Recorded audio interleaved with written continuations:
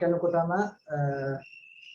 සුබම සුබ සන්ධ්‍යාවක් වේවා. ඒ විතරක් නෙවෙයි ආයුබෝවන් කියන ප්‍රාර්ථනාවත් එක්ක අද දවස් අපි සිංහල පන්තිය 10 වසර අඟහරුවාදා පන්තිය ආරම්භ කරන්නයි සූදානම් වෙන්නේ.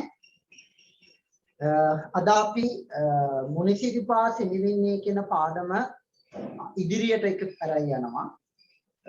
ඒ විතරක් නෙවෙයි පාඩම් වල අභ්‍යාස ටිකක් කතා කරන්න පටන් ගන්නවා.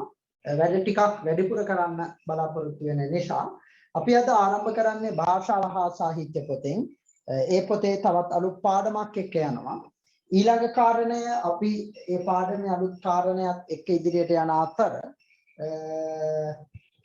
අපි පළමු පාඩමේ අභ්‍යාස වත් එක සාකච්ඡා කරනවා. උත්තර බලනවා. මේ විදිහට ඉතා සරල ඒකක කීපයක් අපි වත් එක ඉදිරියට එකතු කරගෙන යන්න සූදානම්. මම හිතනවා ඔයාලත් සූදානම් වෙන්න ගන්න භාෂාව හා සාහිත්‍ය පොත 10 වසර. එහිදී අපි මුලින්ම අපේ පාඩමත් එක්ක සමවදින පාඩමක් අපි සාහිත්‍ය පැත්තෙන් ආරම්භ කරන්න යන පාඩමත් එක්ක සමවදින ඒකාබද්ධ වෙන පාඩමක් කරනවා. ඒ තමයි 8 වෙනි පාඩම. මේ අපේ උදාර වූ මාතෘභූමියයි කියන පාඩම. ඉතින් වැඩි කතා බහකින් තොරවම අපි අපේ වැඩේ ආරම්භ කරමු. මම ආරාධනා කරනවා අපේ දූල පුතාලට 52 වෙනි පිටුව පෙරලා ගන්න තඩි පොතේ එහෙම නැත්නම් 10 වසර භාෂාව හා සාහිත්‍ය පොතේ 52 වෙනි පිටුව පෙරලා ගන්න කියන ආරාධනාවත් එක්කම පාඩම ආරම්භ කරන්න. ඒ නිසා ඔබ යහුසුළු වෙන්න ඉක්මන් කරන්න පරක්කු නොවි වැඩසටහනත් එක්ක ඒකාබද්ධ වෙන්න. හොඳයි. ඔබට ගැටලු තියෙනකොට අපිත් එක්ක කතා කරන්න පුළුවන්. ගැටලුවට අපි උත්තර දෙමින් වැඩේ යනවා. මැසේජ් chat board එකේ උත්තරයි. ඒත් එක්කම ඔයාලට කතා කරන්නත් අවස්ථාව තියෙනවා. හොඳයි. අපි පටන් ගමු. සෑම මිනිසෙකුම ස්වකීය ජන්මභූමිය පිළිබඳව ඇති අභිමානයකි.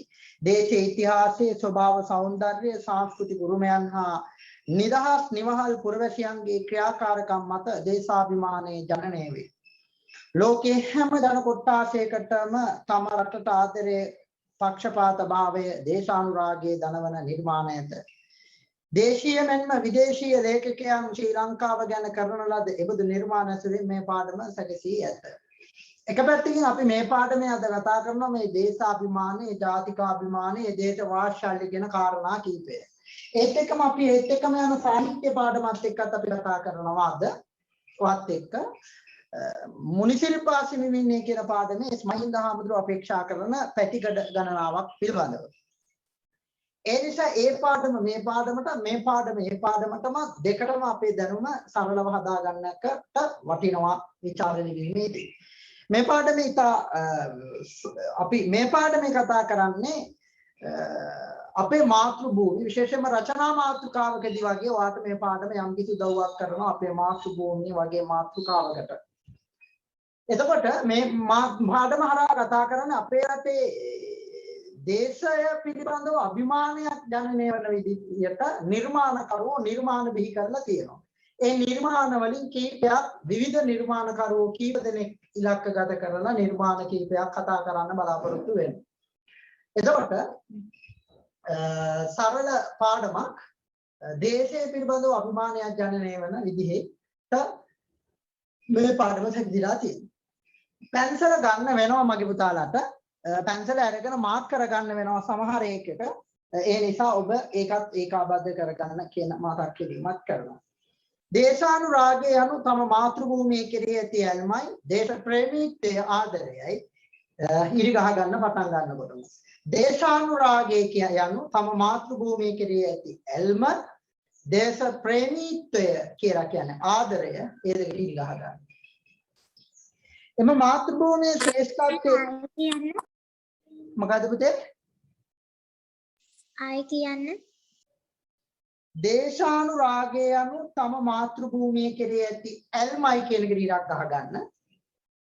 දේශ ප්‍රේමීත්වය කියලා කියන්නේ ආදරයයි කියන එකට ඉරක් අහගන්න. මේ දෙක වැදගත් වෙනවා. මේ දෙක අපි සාමාන්‍ය මේ පොතේ මාක් කරගෙන යන සීමාවන් තියෙනවා. දැන් අපි මේ මාක් කරපු සීමාවන් තුන වාවත් එක තවත් අලුත් වැඩ කීපයක් අද දවසේදී ආරම්භ වෙනවා. ඒ නිසා අද මිස් කරගන්න එපා. ඒකාබද්ධ වෙන්න දවන පුරාවටම අලුත් වැඩ වලට එන්නත් කරන වැඩසටහනක් අපි තවත් පන්තියට ඒකාබද්ධ කරගන්නවා මේ වැඩසටහන අතර. ඒ පළමු වාරයට අදාළ පාඩම් ඒකක මාක් කරපු දේවල් අපි ඔයාලට නැවත නැවතත් පාඩම් කරගන්න පේපර්ස් වල යොදාගන්නේ කොහොමද කියන කාරණේ කතා කරනවා මේ පොත හරහා. එන එකට මතක තියාගන්න පාඩම් කරන්න වෙනවා. අවුරුද්දක් ගිහිල්ලා අවුරුද්දක් ඇතුළත තියෙනවා පාඩම් කරනකොට වඩා අපිට පහසු වෙනවා. පළමු වාරයට අදාළ වැඩ, දෙවන වාරයට අදාළ වැඩ, තුන්වෙනි වාරයට අදාළ වැඩ, 10 වසරට අදාළ වැඩ පාඩම් කරගෙන ගියොත් වැඩේ හොඳයි. ඒ නිසා අපිට පාඩම් ගැනීමේ වැඩසටහනක් පටන් ගන්න වෙනවා. අපි සෑම පන්තියකම වගේ වැඩ පටන් ගන්න තියෙනවා. විශේෂයෙන්ම 11 වසර මූලික කරගත්ත ඔයාලට ඉතාම කුඩා දරුවන්ට පවා 6 7 8 9 දරුවන්ට පවා පාඩම් ගැනීමේ රටාවක් අපි ඔන්ලයින් ක්‍රමයේ තුල ගොඩනගාගෙන තියෙනවා. ඉතින් මම විශ්වාස කරනවා ඒකත් ඒකාබද්ධ වෙයි කියලා. එම මාතෘභූමියේ ශ්‍රේෂ්ඨත්වයේ පිළිබඳ හැඟීම අප සිත් සතන්හි සදා රැඳී පැවතිය යුතුය. දෙපෙයින් නැගී සිටීමේ නිදහස්ව නිවහල්ව ජීවත් වීමට අවකාශ සැලසෙන්නේ ජාති ආගම් කුල ભેද වලින් තොරව එකම ජාතියක් එනම් ශ්‍රී ලාංකිකයන් හැඟීමෙන් යුතුව කටයුතු කළොත් පමණි. මේ පුණ්‍ය භූමියෙන් මෙලොවට ජනිත වූ අප හැම දිනාටම ජීවත් වීමට ප්‍රාණ වායුව ලබා දුන්නේ මේ උතුම් භූමියෙනි. මිනිහෙකුට තම උපන් වීමට වඩා වටිනා වෙනත් බිමක් නැත. අභිමානයෙන් යුතුව ජීවත් වීමට අවශ්‍ය පරිසරය ඒ තුළ පැවතීමට හේතුවකි. දේශානුරාගී හැඟීම් ඔස්සේ තම ජාත භූමිය පිළිබඳ ඇතිවන ආඩම්බරය අභිමානය දේශාභිමානයයි. හයිලයිට් කරගන්න. මෙන්න මෙතන දේශානුරාග මෙතන ඉඳන් තම ජාත භූමිය පිළිබඳ ඇතිවන ආඩම්බරය අභිමානය දේශාභිමානය. අනේ ප්‍රකාශය. තම ජාත භූමිය පිළිබඳ ඇතිවන ආඩම්බරය අභිමානය දේශාභිමානය කියන එක හයිලයිට් කරගන්න. එතකොට මේ පාඩම පුරා අතිශය සරල පාඩමක්. හැබැයි අපිට අනිත් පාඩමත් එක්ක සාහිත්‍ය පාඩමත් එක්ක ඒකාබද්ධ වෙනවා. ඒ පාඩමේ ජාතිකාභිමානයේ දේශානුරාගය වගේ වචන වලට වැඩි මූලිකත්වයක් දෙනවා. එතකොට අපි මේ දේශානුරාගය කියන්නේ මේ මාතෘභූමියට කෙරෙහි ඇතිවන ඇල්ම. දේශ ප්‍රේමීත්වය කියන්නේ ආදරය, ප්‍රේමය, දේශ ප්‍රේමය. හරිද? එතකොට දේශාභිමානය කියන්නේ අපේ ජාතිය පිළිබඳව තියෙන ආඩම්බරය, දේශය පිළිබඳව තියෙන ආඩම්බරය, දේශාභිමානය. එතකොට දේශය පිළිබඳව කියන්නේ අපි ඔබ ඇතුළු ඔබගේ දෙමාපිය ඇතුළු මේ මුත්තු පරම්පරාවම ඇතුළු අපි ඔක්කොම ආගම පැත්තකින් තිබ්බොත්, ජාතිය පැත්තකින් තිබ්බොත් අපි ශ්‍රී ලාංකිකයි කියන කාරණේ අපි කතා කරන්න ඕනේ. අර දෙකට මූලිකත්වයක් නොදී අපි අද ශ්‍රී ලාංකිකයි කියන කාරණයක් එක්ක මේ පාඩම අරයි යන්නේ. මේ ලංකා භූමියට මේ දරණත මේ පොළොවට මේ මාතෘ භූමියට ආදරේ ඇතිවන්න විදිහට නිර්මාණ බිහි වෙලා තියෙනවා. ඒවට කියනවා දේශාභිමාන ගී කියලා. එතකොට අපි මොන ආගම නියෝජනය කරත්, අපි මොන ජාතිය නියෝජනය කරත් අපි ශ්‍රී ලාංකිකයි. අපි එක මවගේ දරුවෝ කියන තැන ඉඳගෙන අපි කතා කරන්න වෙනවා. ඒතර මේ භූමියට ආදරය කරන්න වැදගත්කමක් අපිට මේ දේශාභිමාන ගීත හරහා යම් කිසි ටච් කිරීමක්, යම් කිසි ස්පර්ශ කිරීමක් සිදු කරනවා. අන්න ඒකයි මේ කරගෙන යන්නේ. තම ජන්මභූමියේ ස්වභාව සෞන්දර්ය, ඓතිහාසික උරුමය, ස්වභාවික සම්පත්, ශාස්ත්‍රීයත්වය, සංස්කෘතික උරුමය, ජාතික නිදහස ගැන කියවෙන දේශානුරාගයේ දැනවෙන නිර්මාණ කළ ලේඛකයෝ බොහෝය. එම නිර්මාණයන්ගේ මුඛ්‍ය අර්ථය වූ රටවැසියා තුළ දේශාභිමානයේ ජනනය කිරීමයි. මහගම සේකර යනු දේශානුරාගයෙන් උදවැඩි ස්වාධීන කවියෙකි. ඔහුගේ ප්‍රතිභාව ඉස්මතු කෙරෙන රත්නදීප ධම්මභූමි නම් කාව්‍ය නිර්මාණය සිංහලෙන් ලියවුණු දේශාභිමාන නිර්මාණ අතර ප්‍රමුඛ තැනක් හිමි කරගත්තකි. මේ කාව්‍ය නිර්මාණය ඔබ ගීතයක් ලෙසින් ප්‍රසිද්ධ ඇත. අපි මහගම සේකරයන්ගේ හයිලයිට් කරගන්න. මහගම සේකර කියන එක හයිලයිට් කරගන්න. අර පොතේත් හයිලයිට් කරලා තියෙන රත්නදීප ජන්මභූමි කියන නිර්මාණය හයිලයිට් කරගන්න. මෙහෙම ඒක ඔළුවේ තියෙනවනේ. රත්නදීප ජන්මභූමි කියන නිර්මාණයේ ගීතයේ රචකයා මහගම සේකර කියන දැනුම. මහගම සේකර කියන්නේ විශිෂ්ටතම කවියෙක්. අපි එයා පිළිබඳව 11 වසරේදී ලොකුවට කතා කරනවා සාහිත්‍ය පැත්තේදී. සිංහල රසාස්වාදයේ වගේ තෝරගෙන ඉන්න අයට මහකම සේකරගේ 3 මං හන්දිය නිර්දේශයි. එතකොට මේ කාරණාත් එක්ක අපිට පුළුවන් ඔයත් එක්ක ඉදිරියට යන්න මේ දේශාභිමානයේ ජනනය වෙන්න රත්නදීප ජන්මභූමි කියන ගීතේ කොහොමද හේතු වෙන්නේ? ඉවහල් වෙන්නේ. අපි මේ ගීතේට යනවා. මේ බලන්න ඔයාලා තියෙන මම නිකම් පද වැඩ කියන්න. රත්නදීප ජන්මභූමි. අගන්න ඒක උඩින් තියෙන තේරුම රත්නදීප මේක රම් බිමක් දීපයක්. මේ ජන්මභූමිය රත්නදීපයක්. එහෙම නැත්නම් රුවන් බිමක්, මණික් බිමක්. ලංකාදීප විජය භූමිය. මේ විජයග්‍රාහී භූමිය ලංකාදීපයයි. මේ අපේ උදාර වූ මාතෘභූමිය. මේ අපේ වෙන මොකවත් නෙවෙයි උදාර වූ මාතෘභූමියයි. උපම් බිමයි. ආදි සිංහලේ අපිට තිබ්බා අතීතයක්. ආදි සිංහල මිනිස්සු අපිට හිටියා. වීර මී මුතුන් ලේ ඉන්නේ ආදි මිනිසුන්ගේ වීර මී මුතුන්ගේ ලේන් තමයි මේ භූමිය සාරවත් උනේ උදාර වූ මාතෘභූමිය උනේ. ඒ කියන්නේ මිනිස්සු ජීවිත ගැන නොතකා තවන්ගේ ලේ ධාතු මේකට කැප කරන සමහර අවස්ථාවලදී භූමිය රැක ගන්නට අපිට ඉතුරු කරන්නට යාලගේ දහඩිය මේක ගොඩ නගන්නට කැප කරපු නිසා අපි මේ වගේ ප්‍රතිඵල භුක්ති විඳිනවා.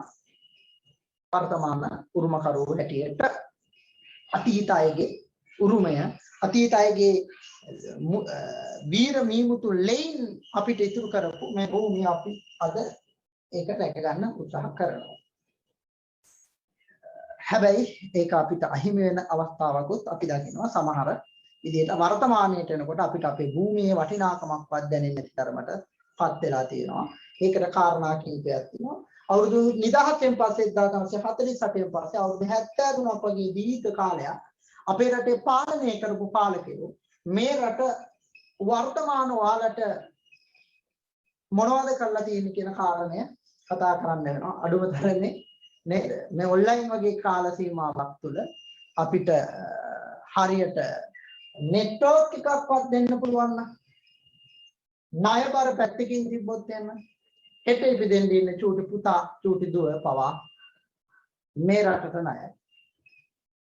එසේ මෙසේ ගාණක් නෙවෙයි. අපි ඔක්කොම ණය ගෙවන. අපි ලංකාවේ ඉන්න ඔක්කොම පුරවැසියෝ ණය ටික ගෙවන්න හැදුවා.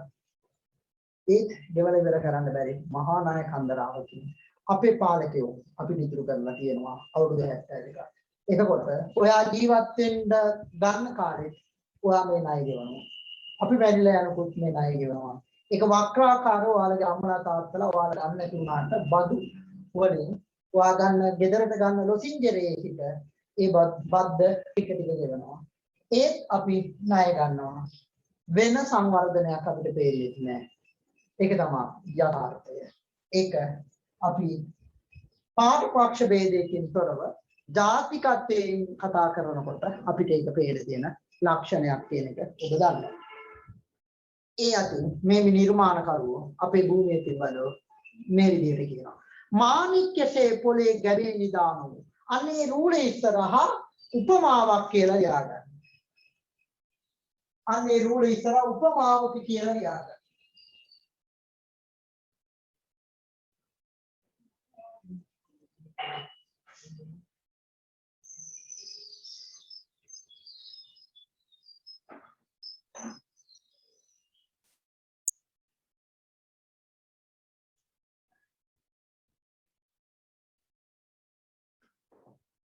මාණික්‍යසේ මණික් වගේ මේ පොළොව තලයේ නිදාන වෙලා තියෙන මණික්. ඒ මණික් වගේ නිදාන වෙලා තියෙන මොනවද කියලා කියනවා කවියා.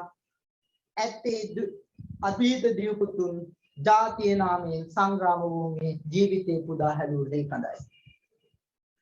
මේ මාණික්‍යසේ මේ මහ පොළොවේ නිදාගත වෙලා තියෙන්නේ ඒ අභීත දීද දුපුතුන් අතීතයේ හිටපු ජාතියේ නාමයෙන් සංග්‍රාම භූමියේ සටන් භූමියේදී ජීවිතය ගැනවත් නොතකා හෙළපු ප්‍රාණවායුවයි ලේ කඳයි කියලයි කවිය කියන්නේ. ඊළඟ පදේ සින්දූපමාන වැව් තලා මතින් නැති. සින්දූපමාන කියන එකට ලියා ගන්න උපමාවක කියලා. උපමාවක සින්දූපමාන උපමාවක සාගරය හා සමාන කියන අදහස තියෙනවා එතන. සාගරය හා සමාන වැව්තලා මතින් නැති. සාගරය හා සමාන වැව්තලා මතින් එන්නේ මොනවාද? හුලං එනවා පත්ම රේණුවෙන් සුගන්ධය. මේ මහා සාගරය හා සමාන වැව් වල මල් පිපිලා තියෙනවා. ඒ මල් වල පත්ම රේණු වලින් සුගන්ධ වී සුවඳවත් වෙලා රන් කරල් නමහම රන් කරල් නමහමගෙන සිත් ප්‍රබෝධයෙන් පුරා සිත් ප්‍රබෝධවත් කරමින් ඉන්නේ උන්හෙළු ප්‍රාණවායුවයි. ඒ එන්නේ පුතේ යාළ හෙළු මේ භූමිය රැක ගන්නට හෙළු ප්‍රාණවායුව එනවා.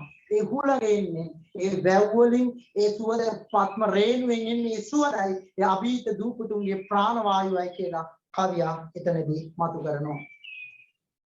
ගංගා තරංග රාවදී රිදී වනින් මල් පිපි කුලින් කුලේ හැපි ගායනා කරන්නේ ආකාශයේ නැගී වීරයන්ගේ යශෝ ගීතයයි. ඒ යශෝ ගීතය කෙනෙක් ඉස්සරහා ලියාගන්න රූපකය කියලා. යශෝ ගීත කියන තැන ලියාගන්න රූපකය. රූපකය කියලා ලියාගන්න. ගංගා තරංග රාවදී රිදී වනි ගංගා තරංග ගංගා වලින් රිදී පාටින් මල් පිපිලා කඳු වල හැපිමින් ගායනා කරන්නේ ආකාශයට ඇවිල්ලා ගායනා කරන්නේ ඒ වීරයන්ගේ කීර්ති රාවයයි.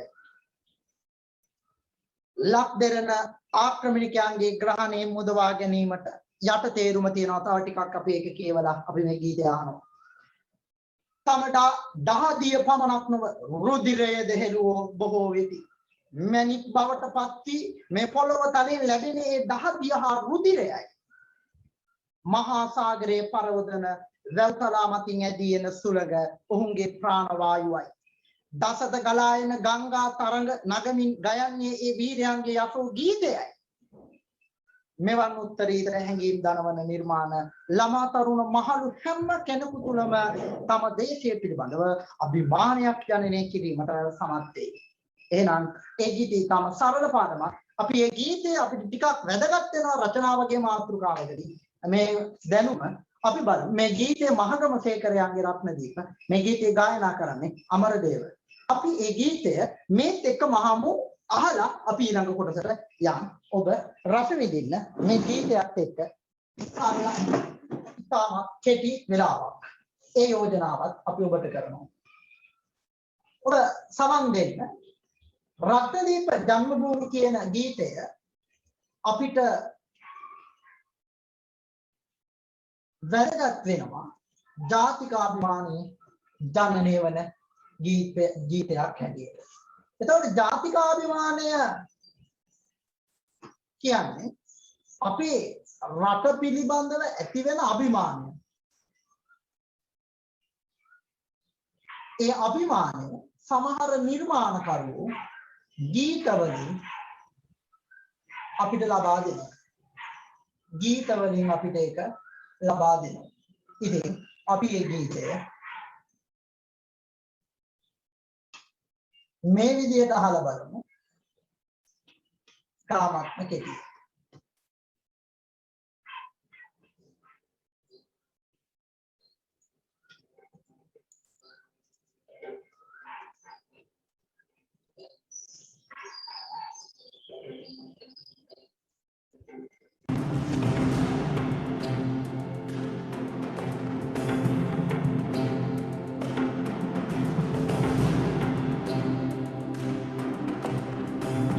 පදවැල් ටික බලන්න නැත්නම් ඒකේ රසයට හානියක් වෙනවා. පොතේ තියෙන පදවැල් ටික බලන්න.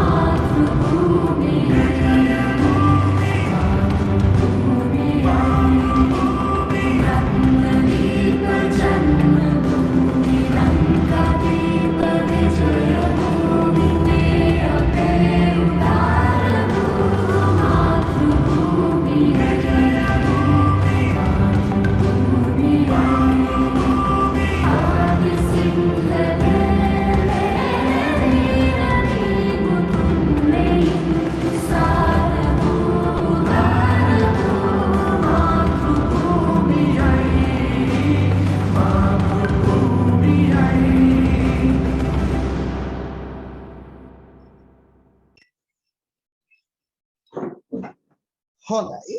එතකොට ඔබ ගීතයට අහුම්කම් දුන්නා. මේ ගීතයෙන් කතා කරන්නේ අපේ රටේ මාතෘභූමිය මේ සාර වූ උදාර වූ අතීත වීර දූපතුන්ගේ ප්‍රාණ වායුව ගංගා තරංග වලින් ගලා එන සුළඟ අපේ අතීත දූපතුන්ගේ ප්‍රාණ වායුවයි කියන කාරණය අපි කතා කරා. ඒ විතරක් නෙවෙයි එයාලගේ අතීත ජීවත් වෙච්ච මිනිසුන්ගේ යසෝ ගීතය කියලා අපි කතා කරේ වෙන මොකුත් නෙවෙයි කීර්තිරාවය.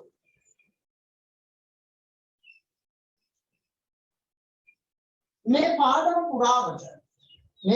පුරාවට පමණක් නෙවෙයි. ඉන් එහාට ගිහිල්ලා ඊළඟ පාඩමට අපේ සාහිත්‍ය නිබන්ධනයත් එක්ක මේ පාඩම ඒකාබද්ධ වෙනවා. ඒකාබද්ධ වන්නේ ඒ පාඩම තුල කතා කරන්නේ ඒ කාරණේම නිසා. ඒ නිසා මම හිතනවා මේ පාඩම මෙතනදී ඔබ සම්පූර්ණ කර ගැනීම ගොඩක් වැදගත් වෙනවා.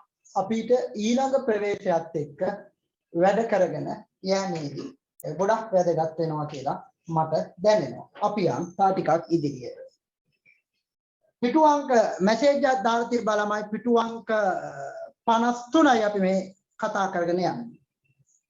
ඇතන් විට තම උපන් භූමිය පමණක් නොව හැදෙන වැඩෙන දේශයේ පිළිබඳවද කෙනෙකු තුළ දේශානුරාගයක් ජනනය විය හැකිය. ටිබෙට් ජාතිකයේ මහින්දෙහිමි එවැනි කවියෙකි. ශ්‍රී ලාංකිකයා පරාධීනත්වයෙන් මුදවා ගැනීමේ පරමාභිලාෂයෙන් ඔවුන් පෙළඹවීම සඳහා උන්වහන්සේ කළ නිර්මාණ බොහෝය.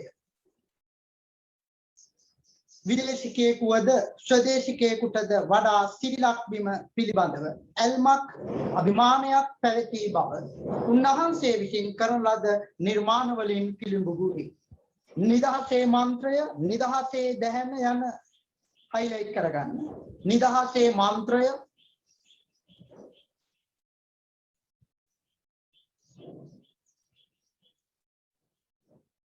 නිදහසේ දැහැන highlight කරගන්න. යන ග්‍රන්ථ ශ්‍රී ලාංකිකයා තුළ නිදහස් සටන සඳහා දේශාභිමානයේ හා ජාතිකාභිමානයේ ඇති කළ නිර්මාණසේ පිළිගැනේ. ජාතික තොටිල්ල අපේ ඉදිරි ගමන අද ලක්මවගේ පුත්තු highlight කරගන්න. ජාතික තොටිල්ල අපේ ඉදිරි ගමන අද ලක්මවගේ පුත්තු විදේශිකයෙකුගේ ලක්මවට නමස්කාරයක්. ලංකාව ඉදිරියට ශ්‍රී ලංකා උදේ ගීත ආදී පද්‍ය නිර්මාණ ඒ අතර වේ. පෙර රජදවස ලංකාව ඒකත් highlight කරගන්න. පද්‍ය රචනයේ ශ්‍රී ලංක ජනයා ගැන මහින්දිමියෝ මෙසේ සඳහන් කරයි. අපේ කතා නායකයා සති කිහිපයක්ම එස් මහින්දහාරු බවට පත් වෙනවා. පහුගිය දවස් අපේ කතා නායකයා ලෙනාඩ් වුල් ඒ.පී. ගුණරත්න පුංචි වැනිකා බබුන් සිරිඳු වගේ චරිතවලට එනකොට දැන් අපි එස් මහින්ද හිමියන් වෙනවා. එස් මහින්ද හාමුදුරු විදේශිකයෙක් වෙච්ච උන්වහන්සේ මේ තමන් උපන් බිම නොවුනාට තමන් හිටපු භූමිය කෙරෙහි දේශයේ පිළිබඳව අභිමානී උන්වහන්සේ නිර්මාණ රැසක් බිහි කරලා තියෙනවා. ඒ නිර්මාණ අතරින් පෙර රජදවස ලංකාව කියන නිර්මාණي උපුටාගත්ත කවි තුනක් ඔයාට තියෙනවා. අපි ඒක එක වතාවක් කියවනවා. එහා පැත්ත. සිව් සංගරාවතින් දස රජ දමින් බැඳි සවුලෝ සතට කුළුණින් සව් විසුරු දිදී දෙව් රජවරුන් වැනි මහා රජවරුන් රැදි දෙව්ලෝ සිරිය පෙර අප සිරිලකෙහි ලදී කවිය කියනවා. සිව් සංගරාවතින් දස රජ දමින් බැඳි චුට්ටක් කවි අර්ථය අල්ලගන්න. තේරුම අහන්නේ නැහැ මේ වගේ. ලුකුවට විභාගයේදී MCQ වල උදාහරණයක් ඇටියට පෙර රජදවස ලංකාව යන නිර්මාණයේ රචකයා වන්නේ එස් මහින්දිමි කියලා කවි 4 දෙනෙක් දුන්නා. මේ එක්කෙනෙකුට ඉඩක් අහගන්න ඕනේ. ඒ නිසා එස් මහින්දිමියන්ගේ කවි කියන එක මතක තියාගන්න. සිව් සංගරා සතර සංග්‍රහ වස්තු දස රාජ ධර්ම දහමින් බැඳී සතර සංග්‍රහ වස්තුවලින් දස රාජ ධර්මයන්ගෙන් තමයි මේ රට පාලනය වුණේ කියලා එස් මහින්දහාමුදුරු හිටියේ නිදහස් යුගයේ තුල 1948ට එහා සමාජ පරිසරයේ තුල අපවත් වෙන 1952 ඒ දක්වා ඒ කාල සීමාව තුළ එයා දැකපු අපේ රට පිළිබඳව අදහස් දස රාජ ධර්මයේ සංග්‍රහ වස්තු වලින් සතර රට පාලනය කරා. සවුලෝ සතට කුළුණින් සව් විසිරිදිදී සියලු ලෝක සත්‍යයටම කරුණාව සැප සම්පත් ලබා දෙන මොකක්ද අපේ රට දෙව් රජවරුන් වැනි මහ රජවරුන් රැදි දෙව් රජවරුන් වැනි ඔය දෙව් රජවරුන් වැනි කෙනෙක් ඉරක් අහගෙන එතන උපමාවක් තියෙනවා කියලා මාක් කරගන්න. ඒව වැදගත් වෙනවා. පැන්සල පාවිච්චි කරන්න මේ පොත. දෙව් රජවරුන් වැනි දෙව් රජවරුන් කියන්නේ දිව්‍ය රාජවරුන් වැනි අපේ රටේ වැඩ වාසය කරපු රජවරු දෙවිවරු වගේ මහා රජවරුන් අපේ රටේ හිටියා. දෙව්ලෝ සිරිය පෙර අප සිරිලා කියලාදී දිව්‍ය ලෝකයේ තිබ්බ සිරිය අපේ රටේ තිබ්බා කියලා කියනවා. වර්තමානයට එනකොට නම් අපිට මේ කියන උන්වහන්සේගේ අදහස් සාපේක්ෂකව අපිට මේ තරම් උතුම් රට තුළ අද වර්තමානයේ තුළ පොඩි කනගාටු වගේ කාරණයක් දැනෙනවා. මේක පෞද්ගලිකයි නේද? දෙක සුසිරිත මිසක දුසිරිත කිසි තැනක නැත. රිසිවන සියලු යසි සිරු රිසි ලෙසම ඇත. නිසි කල වැසිද සස්පල නැගී ගත. මෙසියල් සැපෙන් සිරිලකලෝ මුදුන් පත. ඊටම සරලයි. සුසිරිත යහපත් සිරිත. සුසිරිත කියන තැන රවුම් කරගෙන උපමාවක් නෙවෙයි උපසර්ග පදයක් කියලා ලියා ගන්න. සුසිරිත උපසර්ග පදයක්. ඒතර උපසර්ගයක් සහිත වචනයක් තියෙනවා. ඔය වචන ඒ තැන් වලින්ම දෙන නිසා මම මාක් කරන්නේ ඒවා. දුසිරිත ඒකත් උපසර්ග පදයක්. පරවස අනුනී දු තියෙනවා. උපසර්ග පදයක්. එතකොට මේ රටේ දුසිරිත නැහැ, තිබිලා නැහැ. සුසිරිත දුසිරිත නැහැ. මිසක සමාවෙන්න සුසිරිත මිසක දුසිරිත තිබිලා නැහැ. සුසිරිත තමයි තිබ්බේ. යහපත් සිරිත තිබ්බා. කිසිම තැනක නැහැ. අද ඒක අනිත් පැත්ත ඔක්කොම අනිත් පැත්ත ගිහිල්ලා තියෙන ඉදන්න. රිසිවන සියලු යසිසිරු රිසි ලෙසම ඇත. කැමැති වන සියලු සැප සම්පත් අපි කැමැති ආකාරයෙන්ම මේ භූමිය තුල තියෙනවා. විදේශිකෙක් කියන්නේ. නිසිකල වැසිදි සස්පල නැගී ගත. වැස්ස ලැබෙන්න ඕන එකට වැස්ස ලැබෙනවා. එහෙම කාලයක් තිබ්බ දැන් පුතේ මේ ඍතුපවා වැස්ස ලැබෙන කාලේ පව වෙනස් වෙලා තියෙනවා. ඇයි ඒ? පරිසරය විනාශ වෙනකොට වායුගෝලයට විනාශ වෙනකොට පස විනාශ කරනකොට මහා වනාන්තර විනාශ කරනකොට සමුද්‍ර සීමාව විනාශ කරනකොට මේ කියන අපිට ලැබිච්ච දේවල් අපිට අහි වෙලා තියෙනවා. ඒතර කවුද මේ කාලෙම නතර කරේ? මේ කියන සීමාව තුළ අපි විනාශ කරගෙන තියෙනවා.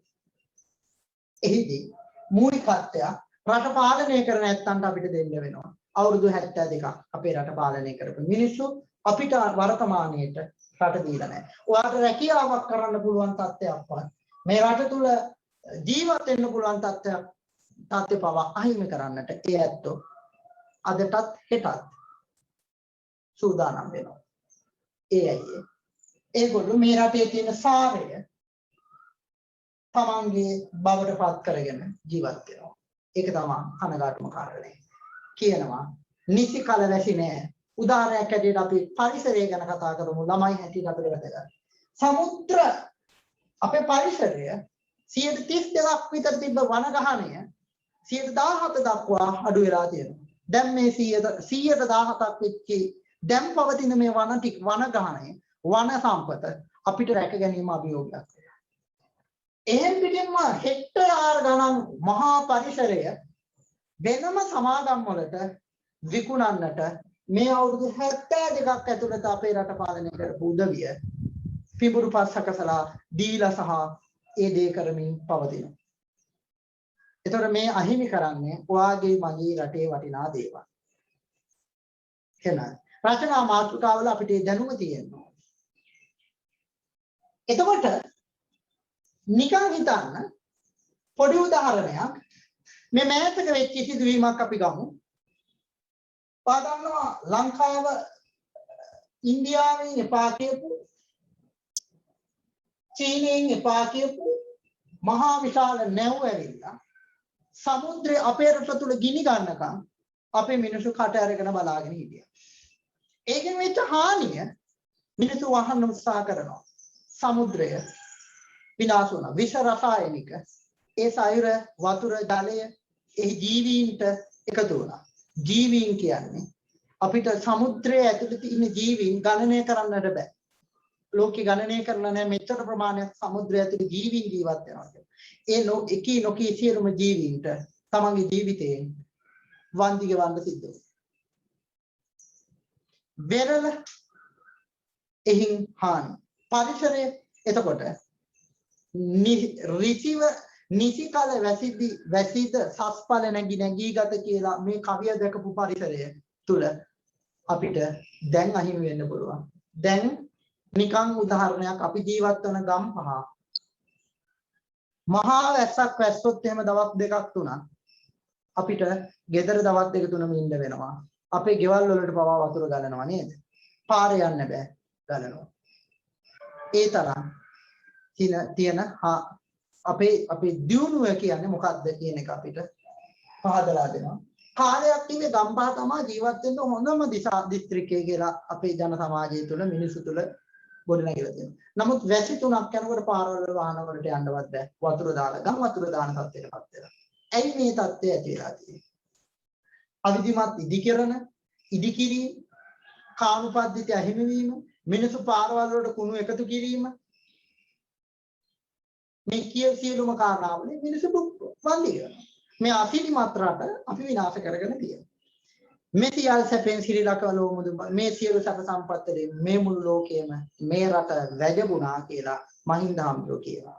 තුන්වෙනි කවිය. සබවස කුළුණු මෙත් මුදිතා දහම් කඳ සැම සැබවින් රකති මහා දන දිවුලෙසින් තම මොබ තම කුමට සොයමිද නව උවම් මම මෙමලක තමා එවකට එක දහම් බිම.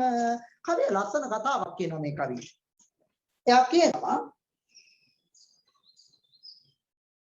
සබවස කුළුණු මෙත් මුදිතා දහම් සබවස සත්‍ය වචන කරුණාව මෛත්‍රිය මුදිතාව මේ දහම් තමා මේ රට තුලම පැවතුනේ. සැබවින් රකිති මහ ධන මහ ජනතාව ඒව ඔක්කොම රකින්නවා. තම ජීවිතයේ කොට සත්‍ය වචන කරුණාව මෛත්‍රිය මුදිතාව මේ ඔක්කොම අපේ මිනිසුන්ගේ හදවත් තුළ තිබ්බලු මේ කවිය කියන්නේ විදියට. මොබ තව කුමට සොවිවිද නව වම්මම තව මම මොනවද උපමා හොයන්නේ? කවිය මහනවා.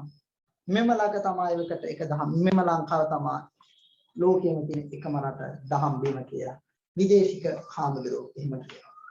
ටිබෙට් ජාතික ඉස්මායිල් හාමුදුරුවෝ කියන එක වාතන මාක් කරගෙන ආපු නිසා අපි යනවා ඉදිරියට. අපි එහි අදහස කවියගේ අදහසට පොතේ තියෙන අදහසට යනවා.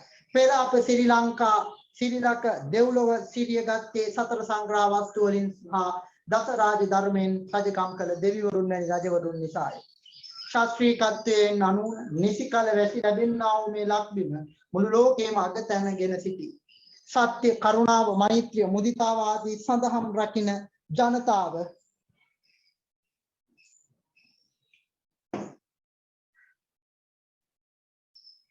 මෙරට ජීවත් විය. ඒ නිසාම මේ පින්බිම එකම දහම් දිවයිනක් බව මහින්දමිව පවසති. අපි ඒක කතා කරා. ශ්‍රී ලංකාව පිළිබඳ ඇසූ පමණින් එහි තොරතුරු දැනගත් පමණින් දේශානුරාගය ජනනය වූ විදේශික කතුවරුන්ට මේ භූමිය පිළිබඳ විවිධ අදහස් පළ කළ අවස්ථා ඇත. නවන සියවසේ ಭಾರತයේ විසූ ප්‍රකට පඬිවරයෙකු වන ශ්‍රී රාජශේඛරයන් ලියූ කෘතියෙහි අපට මේ ගැන මෙසේ සඳහන් වේ. අපේ රට පිළිබඳව විදේශිකයෝ ගොඩක් දීලා තිනවා. අපි දන්න සුපිරිම විදේශිකයා කවුද? රොබර්ට් නොක්ස් එදා හෙළදිව ද සිලෝන් මොකක්ද පොතේ නමත් මතක නැහැ. හෙදා හෙළදිව කියලා පරිවර්ත ද සීන් සිලෝන් කියන පොතේදී එයා එදා හෙළදිව කියන පරිවර්තනයේදී එයා අපේ රට ගැන කතා කරා. අපි මෙතන කතා කරන්නේ මෙන්න හයිලයිට් කරගන්න අන්තිම ඡේදයේතන නවවන සියවසේ විසූ ಭಾರತයේ විසූ ප්‍රකට පඬිවරයෙකු වන ශ්‍රී රාජශේඛර කියන එක හයිලයිට් කරගෙන යටට එන්න ಭಾರತೀය කෙනෙක් එයා අපේ රට ගැන මෙහෙම කියනවා. ජනස්ච වාකු සුදාසුතිර් මනිසුතිච්ච රෝහණක් නාන්‍යත්‍ර සිංහල දීපාන් මුක්තාසු ටීශ්ව සාගර ආපාර ජනස්ච වාකු සුදාසුතිර් මනිසුතිච්ච රෝහණක් නාන්‍යත්‍ර සිංහල දීපාන් මුක්තාසු ටීශ්ව සාගර අමාමනි වදන්නති ජනයාද මැණික් ලබා දෙන රෝහණ ජනපදයේද මුතු උපදින සාගරයේද යන මේ සියල්ල සිංහල දීපේ හැරුණු විට අන්තනක දැකිය නොහැකිය. බාල රාමායනය ශ්‍රී රාජශේඛර. බාල රාමායනයේ ශ්‍රී රාජශේඛර කියන එක highlight කරගන්න. එහා පැත්තට යනවා. ලෝකයේ කිසිදු තැනක දැකිය නොහැකි ජන කොට්ටාසයක් මේ වාසය කරන බව කියන රාජශේඛරයෝ රසවත් වචන කතා කරන වටිනා මැණික් ඇති මුතු වලින් යුතු සාගරයක් හිමි උතුම් රටක් ලෙස ශ්‍රී ලංකාව හඳුන්වා දෙයි. ඒතකොට බලන්න කොච්චර වටිනා රටක්ද තාම දිනු වෙමින් පවතින්නේ. ඔයාටම පැහැදිලිනේ. ඔයා ඒක දිනු කරන්න කියලා මම මේ නොකිය කියන්නේ. මේ කියවන ශ්‍රී ලාංකිකයා තුළ ජනනය වන්නේ මහත් අභිමානයි. ඔයා එහෙම කියනවනේ චිතරට පුළුවන් ඕක කරන්න නේ. ඔව්. විවිධ අවධිවල විවිධ ජාතීන් මෙහි පැමිණි අප රට පිළිබඳව වටිනාකම වටහාගත් බැවින් එලෙස මෙහි පැමිණි විදේශීය ලේඛකයන් මේ පුණ්‍ය භූමිය පිළිබඳ කළ නිර්මාණ අප සිත්හි දේශානුරාගය දැන් ඇයි ඇත්තද මෙතන කියනවා විවිධ අය මේ රටට ආවේ ඇවිල්ලා අල්ලගත්තේ රටයි මේක වටිනා භූමියක් කියලා ඒගොල්ලෝ තීරණය කරා. ලෝකයේම තියෙන රටවල් අතර ඇත්තම කතාව භූගෝලීය සාධකත් එක්ක බලුවොත් මේක හොඳ කේන්ද්‍රස්ථානයක්. මුහුද වටාම කලපු කොච්චර තියෙනවද? 40ක් විතර තියෙනවා. වරාය කොච්චර ස්වභාවික වරායන් තියෙනවා. සාගර සීමාව කොච්චර වටිනවද? කියන්නේ අපේ බෙරළේ සිට කිලෝමීටර් ගානක් අපිට මුහුදෙත් අයිතිය තියෙනවා. ඒ මුහුදේ වටිනාකමකුත් තියෙනවා. අපි බලමු. පර්සියානු ජාතික උඩ ටික කියව highlight කරගන්න. ඉරි ගහගන්න. පර්සියානු ජාතික විලියම් නයි මෝත් විසින් 1854 දී රචනා කළ ෆොරෙස්ට් ලයිට් ඉන් සිලෝන් කෘතිය මනෝ ප්‍රනාන්දු විසින් ලක්බිම වනසරිය නමින් සිංහල බසට පරිවර්තනය කෙරිණි. ඒ දක්වම highlight කරගන්න.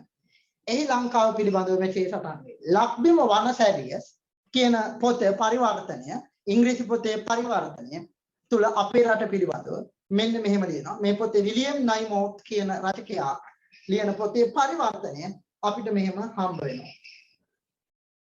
ලංකාව ආකර්ශනීය සුන්දර දිවයිනකි. මේ විදේශිකයෝ එක් සෞන්දර්යාත්මක ලේඛකයෙකු සටහන් කළ පරිදි සුළඟින් පිවිසෙන්නේ සුමිහිදි සුවඳකි. සුළඟින් සුමිහිදි සුවඳක් එනවා. දැන් කුණු සුවඳ එන්නේ. මෙහි ඇත්තේ ඊටාම දුර්ලභ වටිනා වෘක්ෂයන්ගේ යුත් වනාන්තරයකි. වටිනා වනාන්තර තියෙනවා. මහා බදන්න බැරි ගස් මහා අවුරුදු දැන් හිතන්නකෝ මහා බදන්න බැරි ගහක් අවුරුදු කොච්චර කාලයක් හැදෙන්න ඕනද? එහෙම ගස් කොච්චර කපනවද අපේ රටේ? විල්පත්තු වනාන්තරයේ පහුගිය කාලය තුල අපි කතා කරා. ඒ කපපු අය අවුරුදු 100ක් ඇති අවුරුදු 500 600ක් හැදෙන්නේ බෑ. ඒකනේ මෙතනදී ඛේදනීය தත්ත්වය. රටක් සංවර්ධනය කරනකොට පරිසරය විනාශ කරන රටක් සංවර්ධනය කරනවා නම් ඒක සංවර්ධනයක් කියලා කියන්නේ නැහැ. අපි ඉගෙන ගන්න. වාගේ රචනාවලට ඒවා එකතු කරන්න 10 11 රචනාවලදී ඒවා මතු කරන්න. සංවර්ධන කියන්නේ උපසර්ග පදයක් සහිත පදයක්. වර්ධනය කරනකොට සංවර්ධනය කරනකොට මහා විශාල පරිසරය විනාශ කරමින් සංවර්ධනය කරන රටක් ඉදිරියට යන්නේ නැහැ. පරිසරය විනාශ කරමින් දියුණු වෙන රටක් පැවතුනේ නැහැ.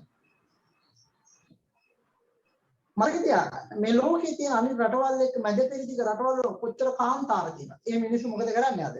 කාන්තාර වවනවා. විවිධ ක්‍රම දාලා. අපි වාතේරු ගන්න මධ්‍යම කඳුකරයේ තව අවුරුදු 30ක් යනකොට මේ මධ්‍යම කඳුකරයේ මෙච්චර කාලයක් මේ අපේ රටේ දෙලා තියෙන මධ්‍යම කඳුකරය කියන්නේ හොඳම ජල මූලාශ්‍ර තියෙන ලංකාවේ තියෙන හොඳම පැත්ත. මධ්‍යම කඳුකරේ ජල මූලාශ්‍ර සාමාන්‍ය දැනුම. මේ ජල මූලාශ්‍ර තියෙන මධ්‍යම කඳුකරයේ තව අවුරුදු 30ක් විතර යනකොට පාංශු නැත්නම් පස් කාදණය වෙනවා පස් සෝදාගෙන යනවා. ඇයි වන විනාශයේ කැඩි ගංගා මූලාශ්‍ර හරහා ඒවා හොදගෙන මහ මුහුදට පස යනවා. සාමාන්‍යයෙන් අපේ තියෙනවා ඝන සෙන්ටිමීටර් 20ක් 30ක් මේ පොළවේ තියෙන මේ මුල් පස් තට්ටුව තමයි හොඳම පස් තට්ටුව. ජීවීන් ඉන්න පණු වගේ අය ජීවත් වෙන හරි සාරවත් පසක් තියෙන එතන. ඒ රස ඒක මේ පොළවේ තියෙන මේ සාරය මොකද වගා භූමි වල විනාශ වෙලා තියෙන්නේ විස රසායනික පොහොර භාවිත කරලා. විස රසායනික පොහොර. මේ දවස්වල කතිකාවක් තමයි දැන් වර්තමානයේ පාවිච්චි වෙන කතිකාවන් රචනාවලට එනවා ඕලෙල් විභාගයේදී. වර්තමාන තුල යන සමාජීය මට්ටමේ කතා කරන මාතෘකා තියෙනවානේ. ඒක මාතෘකාවක් රචනාවක් හැටියට එනවා. ඒකදී පරිසර මාතෘකාවකට මුල් තැනක් දෙන්න. එතකොට ඒකයි මම මේ කතා කරන්නේ. වර්තමානයේ වෙනකොට මේ පොහොර සම්බන්ධවත් ලොකු ගැටලුවක් තියෙනවානේ. පොහොර නතර කරන්න යනවා. නතර කරා. ඒක අපි සාධනීය ලක්ෂණයක් කියලා හිතමු. රටක් හැටියට හේතුව ඒකේ අසාධනීය ලක්ෂණ තියෙනවා. පොහොර නතර කරන එක හොඳයි. ඇයි අපි හිතමුකෝ අපි ගෝවා කියන ගෝවා එළවලු වර්ගයක් ගැන කතා කරමු. ගෝවා කනවනේ වාලා. ඕකට ගහනවා පැලපාලි ගහනවා පණුව ගහනකොට බේසක්. ඊළඟට ගෙඩි මල ඇදීගෙන යනකොට තව ගහනවා බේසක්. ඊළඟට ආයෙ පණුව ලොකු වෙනකොට තව ගහනවා. බර වැඩි වෙන්න කියලා ගහනවා බේසක්. දැන් මේ ගෝවාගේ තට්ටුනේ තියෙන කොළ තට්ටු මෙහෙම වහ ගන්නවා ආයෙ කකේ ඔහොම වහ ගන්නවා. ඔහොම වහ ගන්නවා ඔහොම වහ ගන්නවා. පොඩි කාලින්ද බේසක් දැන් වහ ගන්න අර විස මහ ඔක්කොම වහ ගන්නවා. වෙනද පොළට එනවා. කුස්සියට එනවා. කපනවා. එළවලු බාටපත් වෙනවා කන. අපේ රටේ වැඩිම පිළිකා රෝගීන් ඉන්න තත්ත්වයටපත් වෙලා තියෙන මිනිස්සු ඒකයි. ඒක පැත්තකින් රසායනික පොහොර වර්ග නතර කරපු එක හොඳයි බෙහෙත් ආදී දේවල්. එකෙන් බහුජාතික සමාගම් වලට වාසි.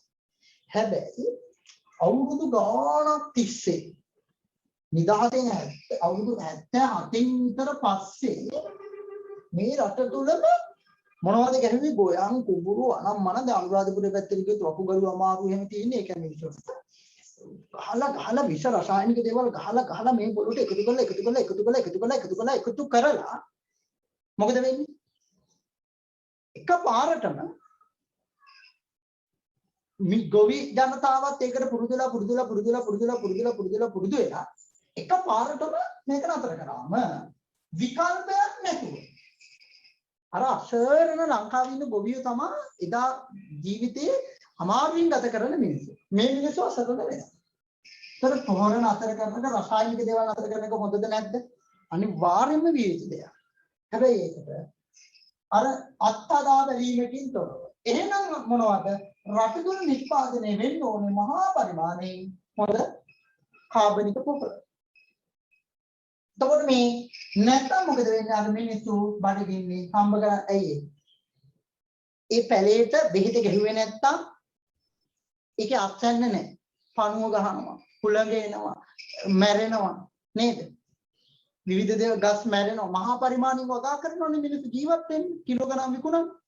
ඒ මිනිස්සු ප්‍රමාණය අසරණතාවයටපත් වෙනවා. එක පැත්තකින්. සමස්ත රටවැසිය හැටියට මේක අතීය කරන්න ඕන වැඩක් නෙවෙයි. හැබැයි කරාට විකල්ප සොයාගෙන කරනවා නම් කොච්චර වටිනවද? ඒතර මිනිසුන්ගේ ඒ මිනිසුන්ගේ ජීවත් වීමේ අයිතිය ජීවත් වෙන්න ධර්මවල ජීවත් වීමේ කොහොමද කරන්නේ? ලංකාවේ තාමත් වැඩිපුරම ඉන්නේ ගොවි ජනතාව වගාවන් කරන මිනිස්සු. කුඹුරු ගොවිතැන් නේද? එක පැති වලට ගියාම ඒ පැති වල වෙනස් වෙනවා. ඒකට මේ දේවල් පිළිබඳව අපි දැනුමින් සම්බන්ධ විය යුතුයි. අපි මේ දිවයිනේ අනාර්ගම මණික වශයෙන් සැලකෙන්නේ දියමන්තයයි. අපේ රටේ අනාර්ගම මණික දියමන්තය. වෙරළදිගේ සැරසිල්ලක් මෙන් හරිත හයිලයිට් කරගන්න. වෙරළදිගේ සැරසිල්ලක් මෙන් උපමාවක් කියලා ලියා ගන්න. මම උපමා හම් වෙනකොට කියනවා. හරිත වන සාකයොත් පෙනෙන්නට වූහ. ඒවා පළ බරින් පිරී ඇති කොස් ගස්ය. සෝරි සාමාන්‍ය කොකෝ ගස්ය. මේ කොකෝ කියන්නේ මේ තරුවක් දාලා තියෙනනේ පොල් වගේ ගස් වර්ගයක්. පොල් යට තියෙන ඒකේ තරුව දාලා සාමාන්‍ය එතන ලස්සන විරාම ලකුණක් කතා කරනවා. සාමාන්‍යයෙන් පොතක් කියවගෙන යනකොට එහෙම තරුවක් දාලා තියෙනනේ පොල් මේ මෙතන මොකද්ද මේ කොකෝ ගස් කියලා. මේක විරාම ලකුණක්. ඒ විරාම ලකුණෙන් කියනවා මේ පිළිබඳව ඔයාලට තොරතුරු දැනගන්න ඕන යට තියනවා කියලා. දැන් බලන්න මේ තරුව යටම පිටු අංක 55 යටම තියනවාද කියලා ඒ ගැන අදහසක් තියනවද ළම? දැක්කද? ඔව් කියලා එහෙම කියන්නකෝ නේ. ඒක කටහඬක්වත් ඇහුන්නේ නැහැ. ඔව් සර්. ඔව් සර්. කියනවා. දැක්කද? ඒක හොඳ විරාම ලකුණක්. මේ තරු ලකුණෙන් කියන්නේ ඔයාලට තෝරන්න පුළුවන් කියන පොත්පත් ලියන කාලේ කරලා තියෙනවා. මේ තරු ලකුණෙන් ඒක අමාරු දේ යටින් තේරුම් කරලා දෙනවා. පොත්වල. පොල් ගස් විය හැකිය. ඒතර ඕන එතන කොකෝ කියන එක මතක තියාගන්න. එතන පොල් ගස් කියන එක. ඒ වගේ මම මාක් කරන එක මාක් කරගන්න. මාක් කරන දැන් තමයි වඩා වැදගත් වෙන්නේ. දියලි ගල් පරවල වේගෙන් හැපි සුදෝ සුදු පෙන විහිරේ. එහි පැහැය වැරළ තීරයේ දිස්සන ශාක සමග සසඳන කල්ලි පරස්පරව කදිමට දිස්සේ. වරායෙන් ඔබට පෙනෙන වෛවර්ණ වස්ත්‍රයන්ගේ සැරසුණු ජනයා ඒකාකාරී ලෙස යාමයා සැරිසරන අයුරු අපූර්වය. සැබවින් මේ නාගරික සිරියා කියන්නේ මේ සියල්ලකටත් වඩා ඉහළට එසුණු කඳු වැටි ඈතින් ඈතට විහිදී ඇත්තේ අවිධිමත් ලෙස. එකිනෙකාට මුවා වෙමින් සැලකිය යුතු තරම් බෑවුම් නැගී සිටින කඳු හෙළ අතරින් ලාංකිකයාගේ ගෞරවය ලක්වන සමුණලගිරි සිරස දිස්සේ. ලක්බිම වනසරිය මනෝප්‍රනාන්දුගේ පොත තුළ එහෙම කියනකොට අපි යට ඡේදයට යනවා. ලක්බිම වනසරිය මනෝප්‍රනාන්දු කියන එක රවුම් කරගෙන යන උඩත් මාක් කරගත්තා එතන කමන්නේ. ලංකාවේ වනාන්තර මුහුදුබඩ පරිසරයේ වාසය හා ජනයා පිළිබඳව ඔහු තුළ පැවති ආකර්ෂණශීලී බව මෙම විවරණයේ මනාව පිළිඹුවේ. අප අගය නොකරන බොහෝ දේ ඔවුන් ඇගීමට බාහිර වෛරු කදිම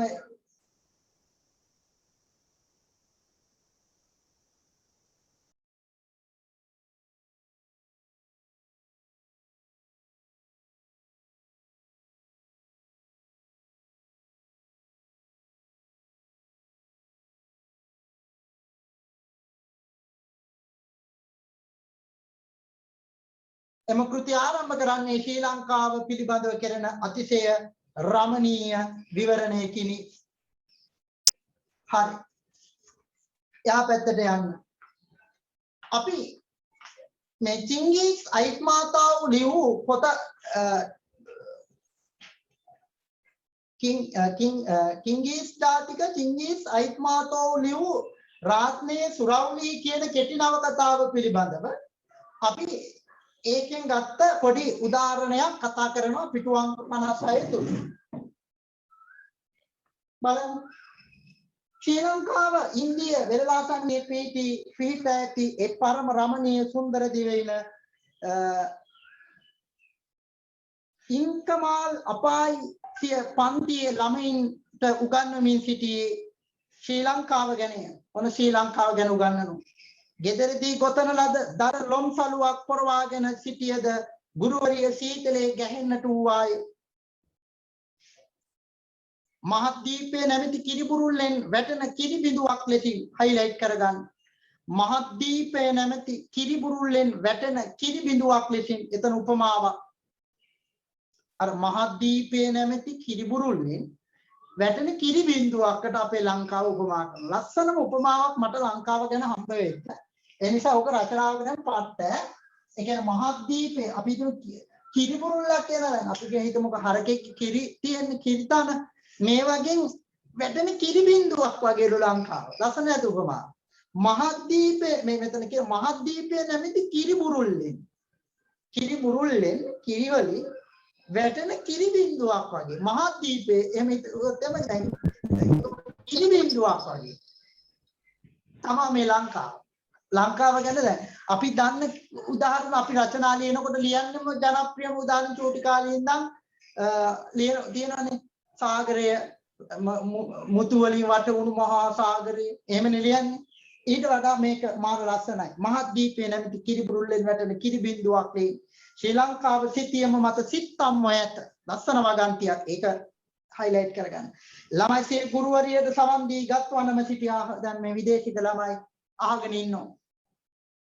ශ්‍රී ලංකාවේ නොයෙක් අපූර්ව දේ ඇත. වඳුරන් අලි ඇත්තු කෙටෙල් මුළු ලොවේහිම ඇති හොඳම තේ.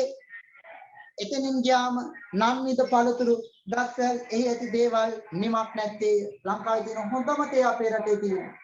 හැබැයි ලංකාවට හොඳම විදේශීය විනිමයක් ලබා දෙන භෝග අතර තේ පොල් රබර් දැන් මේ වගේනොත් අපිට විදේශීය විනිමය අයින් වෙලා තියෙනවා.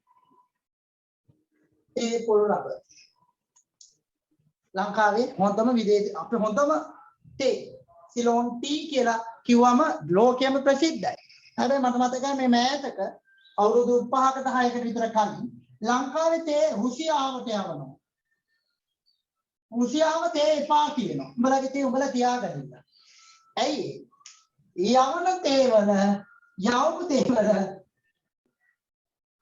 භාවිතයට අවභාවිතයට ගියපු අවස්ථාවක් තිබ්බා. රුසියාව තේ එපා කියන කාලයක් අපේ.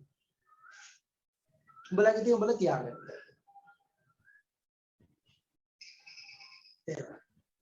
එතකොට ඒ කියන්නේ අපේ හොඳම තේ වෙච්ච අපි ද ආසියාතික රටවලට මූලිකත්වයක් හම් වෙනවා. මේ ප්‍රධාන භෝග සමහරට මේ භෝග අපිට හම්බුනේ මේ අපේ මිනිස්සු මොන කොහෙන්ද? මේ විදේශිකයන් අරගෙන තිච්ච භෝග මේවා. ඇත්ත කතාව. තේ පොල් වගේ, තේ රබර් වගේ. නේ? ඔව්. එයාගොල්ලෝ එපා කියනවා. එතකොට අපිට දිනු කරනවා නම් අපේ රටත් අපේ ලොකු සාප්තයක් වෙනවා. විදුලි අධික සුළං අවපාතයකට විදුලිපත් වෙලා තියෙනවා මයික්‍රගත් එක්ක. හරි. එතකොට මේක දිනු කරනවා නම් මහා ලොකු දෙයක් නෙවෙයි. නේ? කරන්න පුළුවන් මේ වටිනා සම්පත් තියෙනවා අපිට. ඉතින් පව් අපේ නේ අපි ඔයයි ඔක්කොම පව්. ළමයි සිය ගුරුවරයා ඇති හොඳම ඉතින් ගම නන්විත පළතුරු ගස්ස එහි ඇති දේවල් නිමක් නැත්තේ. ඒත් වැදගත්ම දේ නම් ශ්‍රී ලංකාව උණුසුම් රටක් වීමය. කොතරම් උණුසුම්ද කිවහොත් මුළු වසර පුරාම කිසිම දිනක් සීතලේ ගැහෙන්නේ නැතුව ජීවත් විය හැකිය. හිම සපත් හිම වැසුම් උණුසුම් පාවාන් හිම කබා මේ කිසිවක් අවශ්‍ය නැත. උණුසුම් ලැබුණු සඳහා දරද අවශ්‍ය වන්නේ නැති. විවිධ වෙන ඒ රටවල් වල නැති තියෙන උණුසුම් කබා ඇඳගෙන දර ගහගෙන එහෙම සීතල තියෙන අපේ රටේ ඒතුළේ එහෙම නැහැ. ප්‍රදේශයෙන් ප්‍රදේශයට ගියාම අපිට වෙනම විවිධ පාරිශුද්ධික තත්ත්වයන් වලට මුහුණ දෙන්න පුළුවන්. මෙතරම් ප්‍රීතිමත් අපූර්ව ජීවිතයක්ද ඕනෑම තැනක කැමති විදිහට ඇවිදින්න සක්මන් කරන්න හිරු රැස්සින් නැහැ වෙන්න. උණුසුම් වැඩි නම් හේවනකට ගොස් 10 නිවන්න. ශ්‍රී ලංකාවේ දහවලක් රැයක් එකසේ උණුසුම් මුළු වසර පුරාම ඇත්තේ ඒ අති සුන්දර ගිම්මානය ශ්‍රී ලංකාවේ නැත්තේ මොනවාද? ඔබට සිතින් සිතාගත හැකි හැම ආශ්චර්යයක් මෙහි ඇත්තේ. ඔබට එහි සතුටක් විනෝදයකින් ජීවත් විය හැකි මේ විදේශිකයෝ චිංගිස් අයිත්මාතාව් ලියන පොතේ ඒක වේලාසන කොක්කු ඇවිත් කියලා W අබේසිංහ ලියනවා. ඒ වේලාසන කොක්කු ඇවිත් W අබේසිංහ කියන එක highlight කරගන්න. පරිවර්තනය කරනවා. එයාලා එහෙම කියනවා. යටට ගුරුවරියට වන ඉන්කමාල් අපායි දරුවනට ශ්‍රී ලංකාව ගැන පාඩමක් කියා දෙමින් ලොව ඇති හොඳම රටක් ලෙස හඳුන්වා දෙයි. ලෝනෑම දේශයක අයෙකුට මේ භූමිය තුල ජීවත් විය හැකි මේ රටට පවතින සීතෝෂ්ණ දේශගුණය නිසායි. පැය කිහිපයක් තුළ ඕනෑම දේශගුණික රටාවක් ලක්වීම තුළ දැකිය හැකියි. එවන් උදාර භූමියකින් අපේ මාතෘ භූමිය. ආහඹු ලෙස ලංකාවට පැමිණි වසර 20ක් පමණ ලංකාවේ ජීවත්ව නැව් නැගී ආපසු යන අතර මෙරට තොරතුරු ඇසුරේ ලංකා ඉතිහාස කතන්දරේ historical relation of Ceylon නමින් රොබර්ට් නොක්ස් ලියූ කෘතිය ඩේවිඩ් කරුණාරත්න විසින් එදා හෙළදිව නමින් සිංහලට නගන ලදී. highlight කරගන්න. ලංකා ඉතිහාස කතන්දරේ historical relation of Ceylon නම් රොබර්ට් නොක්ස් ඒ දක්වන ලියූ කෘතිය ඩේවිඩ් කරුණාරත්න විසින් එදා හෙළදිව නමින් සිංහලට පරිවර්තනය කරලා ලදී. ඒ දක්වම highlight කරගන්න. ඉංග්‍රීසි ජාතික නැවියකු නොක්ස් ශ්‍රී ලංකාවේ සමාජීය ආර්ථික සංස්කෘතික දේශපාලන තොරතුරු ඇතුළු කරගෙන මෙම කෘතිය ලියා ඇත. ශ්‍රී ලාංකිකයන්ගේ යහගුණ ආගම භාෂාව රැකියා ආදී ගැන නොක්ස් මෙසේ සඳහන් කරේ. අපි රොබර්ට් නොක්ස් ගැන කතා කරා. අපි බලමු එයාගේ අපේ රට පිළිබඳ එයාගේ අදහස් කීපයකින් අපි එතනින් පාඩම ඉවර කරනවා. ඔන්න එයා කියනවා මෙහෙම අපේ රට ගැන. එයාගේ පොතේදී මේ historical relation of Ceylon කියන පොතේ එදා හෙළදිව කියන එක ඩේවිඩ් කරුණාරත්න පරිවර්තනය කරනවා. ඒ පොතේ මෙහෙම කියනවා. සිංහලයා ඉතා විනීතය. ආයෙම විස්තර කරන්න දෙන අහගන්න. ආගන්තුක සත්කාරයේ තත්පරය. ඒවා තියෙනවා අපේ රටේ අදටත්. ස්වදේශිකයන්ට මෙන්න කරුණාවෙන් විදේශිකයන්ටත් සලකන්නේ. ඔවුන්ගේ බුද්ධාගම ඉතාම සත්‍ය වූ නිර්මල වූ ප්‍රඥාවට ගෝචර වූ තර්කයට අනුකූල ශ්‍රේෂ්ඨ ආගමකි. ඒ බව මමද එසේම පිළිගන්නවා.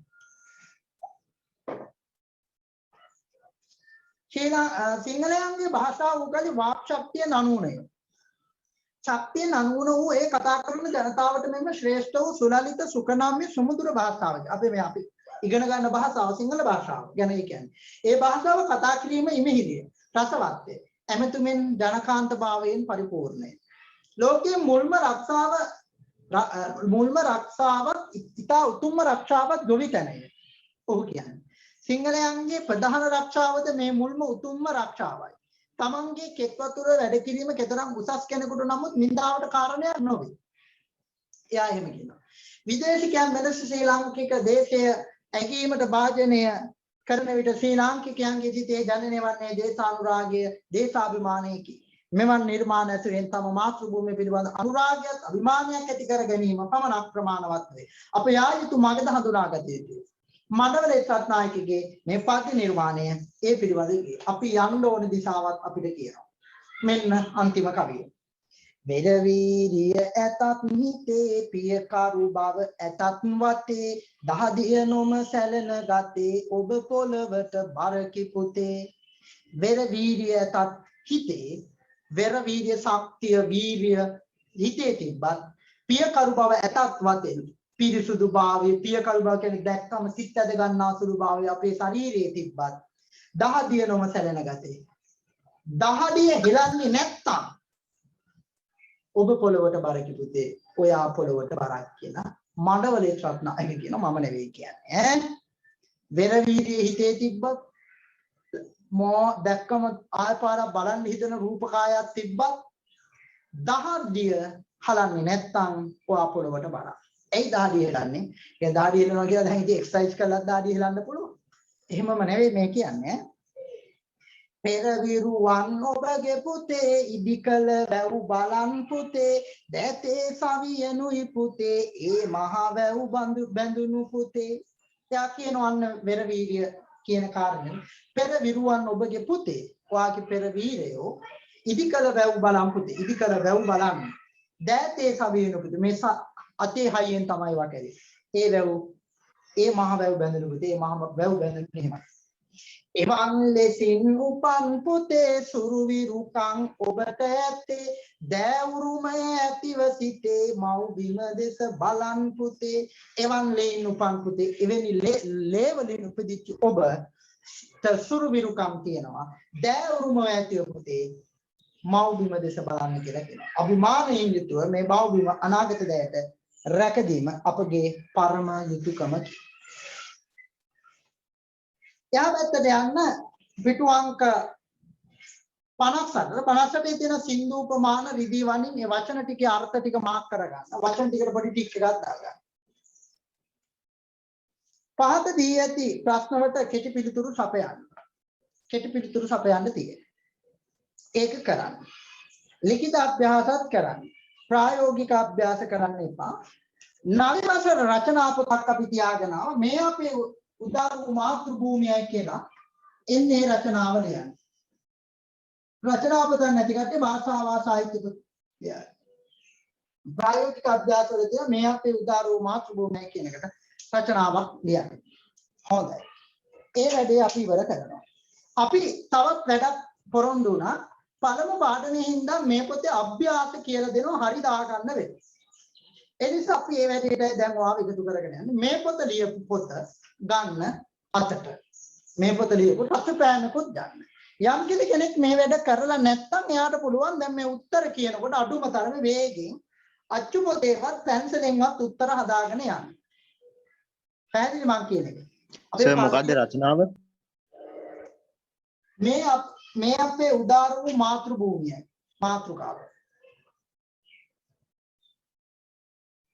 නවය වසර සම්බන්ධ වෙච්ච දරුවන්ට රචනා පොතක් තිබ්බා. ඒ රචනා පොත පාවිච්චි කරන්න නවය වසර සම්බන්ධ නොවිච්ච දරුවෝ තිබ්බා භාෂාවාත සාහිත්‍ය පොතේම රචනාව ලියාගෙන යනවා. හරි.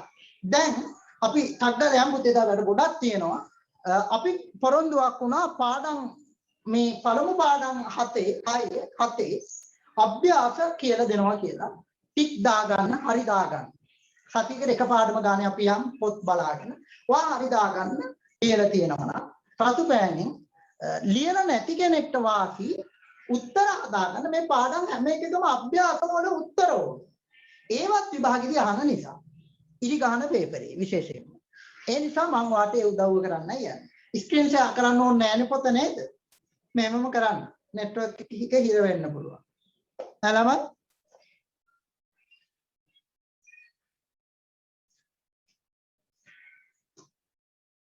කොහොමද ඉන්නවද ගත්තේ?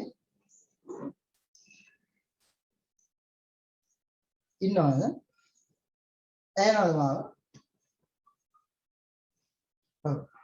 ඇහෙනවද? හායි. හලෝ. ඇහෙනවද මාව? ඇහෙනවා සර්. ඔව්. අපි යම් අවබෝධය ලියලා නැත්තම් පිටුවංග 5 පළවෙනි පාඩමේ ඉන්න අවබෝධ උත්තර කියලා දෙනවා කරපු පාඩම් ටිකේ. ඒ කාලෙත් මට නම් කියලා දුන්නා වගේ මතකයි. හැබැයි මුල් පාඩම් ටිකේ ඉතර අභ්‍යාස වල කියලා දුන්නේ. දෙවෙනි පාඩම් ටිකේ ඉඳන් ඇවෙලා. ඒ නිසා අපි බලාගෙන යන් හිතපු නැති කට්ටියටත් උත්තර හදාගෙන යන්න පුළුවන් ඈ. ටටකල් ලියගන්න. 1 පාඩමේ නම ලියලා තියෙන්න ඕනේ අතීතෙන් කතාවක් අවබෝධය ප්‍රශ්න ලියලා උත්තරේ දෙලා තියෙන්න ඕනේ. ඒවා ඉතින් චූටි ළමයිට වගේ ආයි කියන්න දෙයක් නැහැ. උත්තරේට කෙලින්ම හරියට දාගන්න. ඔයාම බලන්න. පාඩමේ දැක්කන ආකාරයට ධර්මාශෝක රජතුමාගේ රාජසභාවට දූතකමන්ගේ අමාත්‍යවරයා කවරෙක්ද? කතා කරන්න. සාකච්ඡා කරන්න. කවුද? මහාතිත්ත අමාත්‍යවරයා. ඔව් මහාතිත්ත ඇමතියා. මහාතිත්ත කියලා උත්තරේ ලියන්න.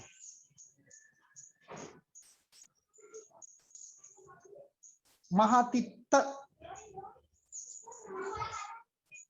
හරිනේ?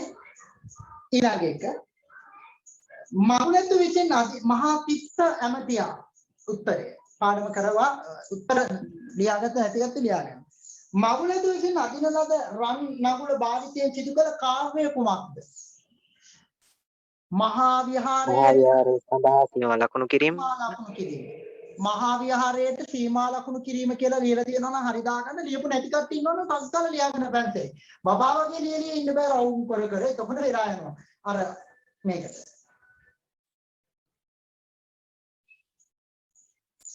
මහා විහාරයට සීමා ලකුණු කිරීම කියලා අපි කිව්වා. 3 මේදීමියන් මහා විහාර සැලසුමේ ඇතුළත් වූ අංග මොනවාද? මටත් මතක ඇටියට උත්තර දෙනවා.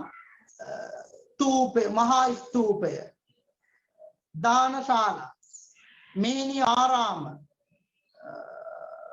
භෝගයක්, බෝධිගරය. මෙන්න මේවා මිහිඳුහාමුදුරුවෝ අර මහා විහාරයේ සඳහා උන්වහන්සේගේ සැලසුම් වල තිබිච්ච අංග. එහෙම කියලා තියෙනවා නම් ආයෙ පාරක් උත්තර රිපීට් කරන්න ඕන නම් මට කියන්න ළමයි. මැසේජ් කරන්න එපා මම මෙතන ඉන්න වෙලාවට. ඇහෙත් පේන්නේ නැහැ. ආයෙන් කට අරලා කියන්න. උත්තර ලියා ගන්න අයට බැරි වුණා නම් අහගන්න. හරිද? දැන් ලබන සතියේ මේ අපේ උදාරෝ මාතෘභූමිය කියන එක අවබෝධ ලිඛිත අභ්‍යාස කරන්න. උත්තර කියලා දෙනකම්. ඒවා හිර කරගන්න එපා. වැඩේ අවුල් වෙනවා. මම අඩුම කිව්වා. උත්තර දැන් නැත්තම් ප්‍රශ්නේ උත්තරේ ලියලා තියාගන්න. අන්න ඒක තියාගත්ත අයට ඩක් දාලා එතන නිවැරදි උත්තරේ හදාගත්ත කියන්නේ. දැන් ප්‍රශ්නේත් ලියලා කැත වෙනවා පොත වේගෙන් ලියන්නේ. පන්තිට ආපු දවසේ ඉඳන් මේ පොතේ වැඩ කියපු පාඩමේ ඉඳන් තියාගන්න. ඊළඟට ආරාම කඳුකරේ යනු කුමක්ද? ආරාම කඳුකරේ කියන එකට උත්තරේ ඔයාලා විවිධ විදිහට ලියලා ඇති. මම කෙටි උත්තරයක් දෙන්නම්. මික්සක පව්ව කියන්නේ මොකද්ද? මුලයිද?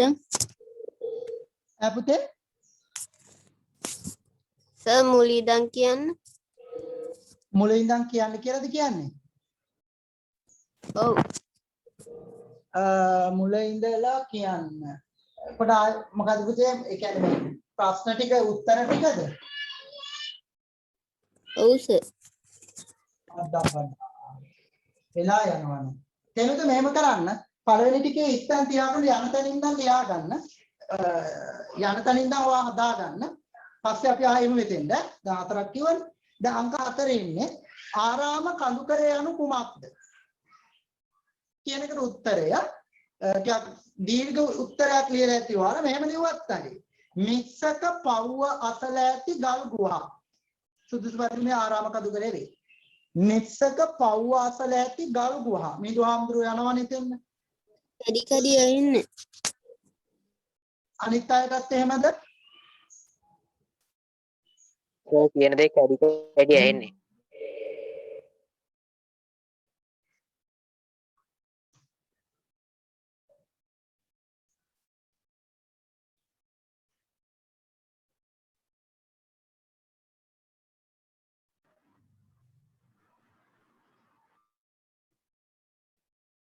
තාම එහෙමද?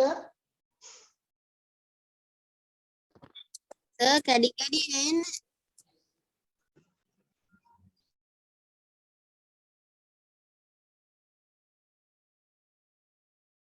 දැන් බලන්න පුතේ හරිද කියලා.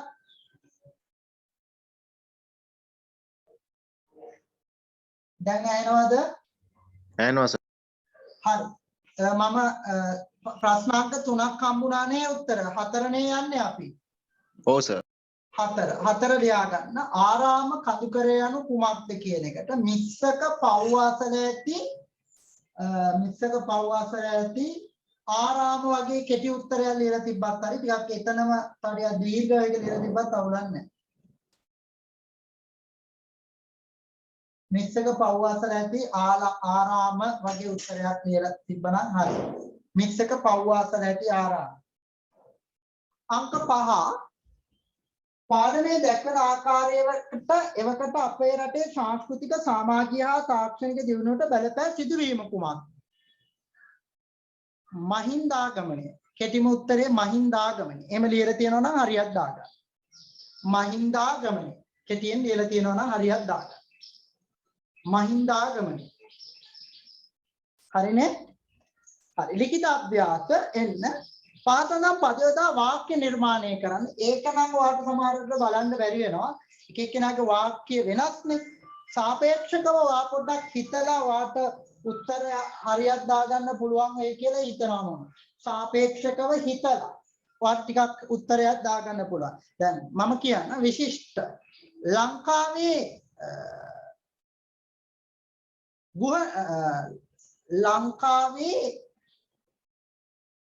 ගෘහ නිර්මාණ ශිල්පය විශිෂ්ට වේ. ඒ වගේ උත්තරයක් ලියා ගන්න. ඔව්. ඔව්. ඔව්. කමන්න. හරිද?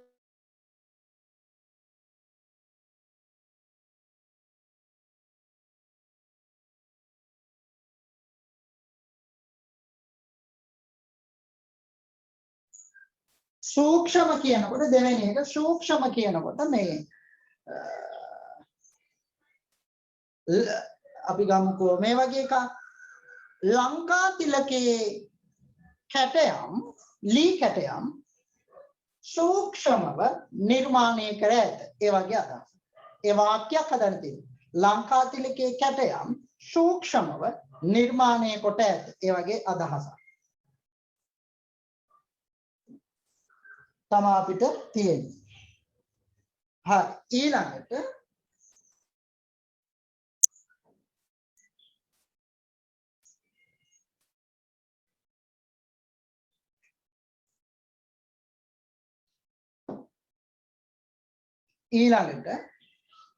කේන්ද්‍රස්ථානයේ දළදා මාලිගාව බෞද්ධයන්ගේ කේන්ද්‍රස්ථානයේ වේ. ඒ වගේ වාක්‍යයක්. ලියපු නැති කට්ටිය වෙන්නේ. දළදා මාලිගාව බෞද්ධයන්ගේ කේන්ද්‍රස්ථානයේ වේ. ඊළඟට විවිධාංගීකරණය කියන එක ලංකාවේ ජන කොට්ටාස විවිධාංගීකරණය වී ඇත. ලංකාවේ ජන කොට්ටාස විවිධාංගීකරණය වී ඇත. වගේ අදහසක්. විමර්ශනය පොලිස් නිලධාරියහු මරණය පිළිබඳව විමර්ශනය කළහ. ඒ වගේ වාක්‍යයක් හදාගන්න. ඒකේ දෙක පාදනම් පදවලට සමාන පද පාඩමෙන් උපුටා ලියන්න. විශාල කියන එකට පාඩමේ තිබ්බේ විසල් කියලා. විසල් කියලා ලියාගන්න. විසල්. දෙක මැදුර කියන එකට මන්දිරය කියලා තිබ්බා. වාගේ වචන වෙනස් එකක් තිබ්බොත් හරි දා ගන්න අමාරුව මට කියන්න. ප්‍රයත්නය කියන එකට උත්සාහය. ප්‍රයත්නය කියන එක උත්සාහය. ආරාමය කියන එකට විහාරය, අසපුව වගේ වචන තියෙනවා පොතේ. විහාරය, විහාර, අසපුව. පැමිණීම කියන එකට ආගමනය කියලා පොතේ තියෙනවා. ආගමනය. නිහිඳුමියන්ගේ ආගමනය. උත්තේ රජතුමා කියන කොටසට ආගමනය කියලා තිබ්බා. හොඳයි. මිශ්‍ර ක්‍රියාපද 5ක් පාඩමෙන් සොයාලා යන්න කිව්වොත් එහෙම ඒ දවස්වල මට මතක මම හොයලා දුන්නා. දැන් මේක මම හොය හිටියොත් වෙලා යනවා. මම වාගේම උත්තරේ ගන්න. මට මතක දේවල් කියන්න. පුනා කියන එක මිශ්‍ර ක්‍රියාවක්. පුනා 5ක් ලියන්න කියනවා. යලි යලි මිශ්‍ර ක්‍රියාවක්. තව තිබ්බානේ ඔය ගෙනෙමින්, කමින්, දුවමින්, පනිමින්, රවමින් ඔවා පොතේ තිබ්බේ නෑ. ඒ වගේ නිකන් මින් ප්‍රත්‍යයේදී උපමා මිශ්‍ර ක්‍රියා. පුළුවන් නම් කියන්න බලන්න කවුරු හරි ලියපු කට්ටිය. Sir, පියවරෙන් පියවර. ඈ? පියවරෙන් පියවර. පියවරෙන් පියවර. පියවරෙන් පියවර. පියවරෙන් පියවර. පියවරෙන් පියවර. ඔගත්තකි. පියවර තමයි ක්‍රියාපදයක් ඇතුළට ගත්තේ. තව අහන්න කීපයක් කියන්න. දැන් 3ක් විතර ගියා. වෙනස් විදිහට. මින් ප්‍රත්‍ය තිබ්බතෙන් පොතේ පාඩමේ. වෙසෙමින්. වෙසෙමින්. වෙසෙමින් කියන එක ගත්ත එකයි. ඔය ආදී ලෙස අපි ඒකේ 4ක් විතර කිව්වා මිශ්‍රක්‍රිය හොයාගන්න. උපසර්ග සහිත පද. උපසර්ග පද 5ක් අපි හොයලා දුන්නා ඒ කාලේ. නමුත් මම කියන්න විශිෂ්ට කියන වචන උපසර්ග පදයක්. වී උපසර්ග පදයක්. ප්‍රතිඵලයක් කියන වචන දෙකයි. ගොඩක් තියෙනවා. විමර්ශනය කියන වචන 3යි.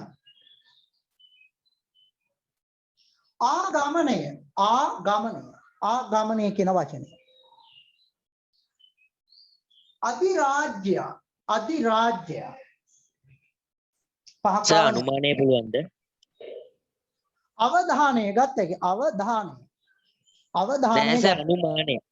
ඈ අනුමානය ගත්ත එක අනුමානයක් ගත්ත. අන්න ඒ වගේ 5ක් 6ක් දැන් ඕම් හම්බුණා. ඒ අනුව ඒකට අදාළ අභ්‍යාස බලා ඉවරයි. දෙවෙනි පාඩමට අදාළ අභ්‍යාස ලබන සතියේට අපි ආව එකයි යනවා. හරි. අපි දැන් යනවා මට අද බැද්දේකම නවකතාවට බැද්දේකම ටියුට් එකට විනාඩි 10ක් විතර කාලයක් පාවිච්චි කරනවා. හරි. බැද්දේකම ටියුට් එකටයි විචාර පොතටයි කාරණා දෙකටම වාව එකතු කරගෙන යන්නයි යන්නේ දිඩිපිඩි ගාන. ටටක් ගාලා ගන්න දුවගෙන ගිහින්. දුවගෙන යන්න දෙයක් නැහැ. ළඟ තියෙන දේ ගන්න. හරි sir. හරි. මට ඩක්කාල ගණන් කරලා කියන්න බලන්න මේ ආනාහිය විචාර පහම නිරුවද කියලා.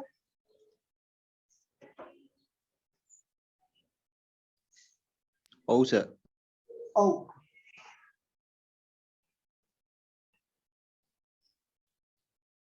බැද්දේකම පළමු විචාරය ලියන්නයි යන්නේ. විචාර පොතේ ප්‍රශ්න ලියන්න ඉස්සර වෙලා.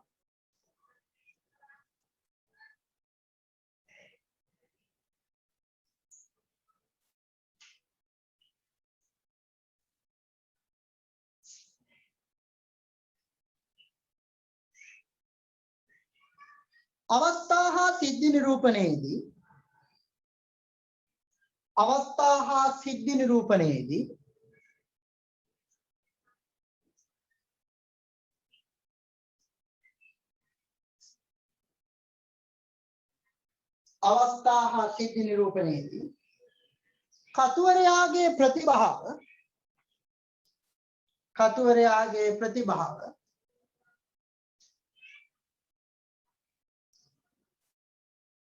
ඉස්පුට වන්නේ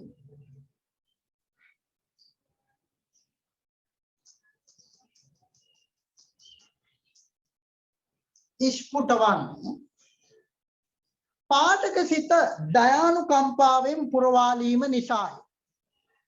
පාඨක සිත දයානුකම්පාවෙන් පුරවාලීම නිසායි.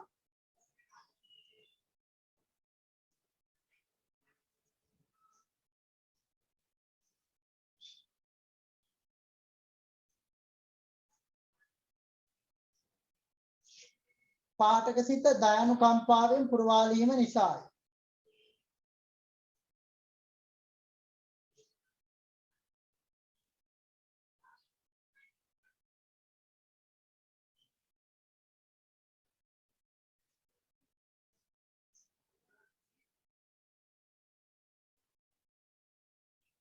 පාඨක සිත දයානුකම්පාවෙන්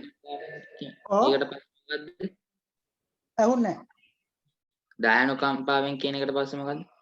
දයානුකම්පාවෙන් පුරවාලීම නිසාය.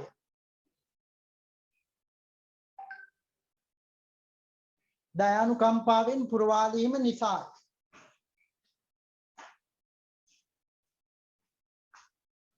උදාහරණ ඇතුලෙන් විග්‍රහ කරන්න.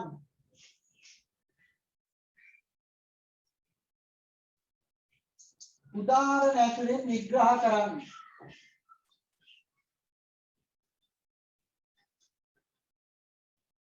උදාහරණ ඇතුලෙන් විග්‍රහ කරන්න.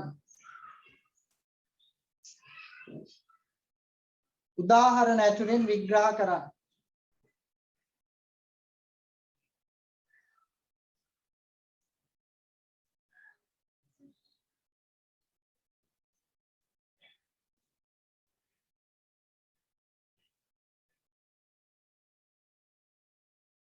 උදාහරණ ඇතුලෙන් විග්‍රහ කරන්න.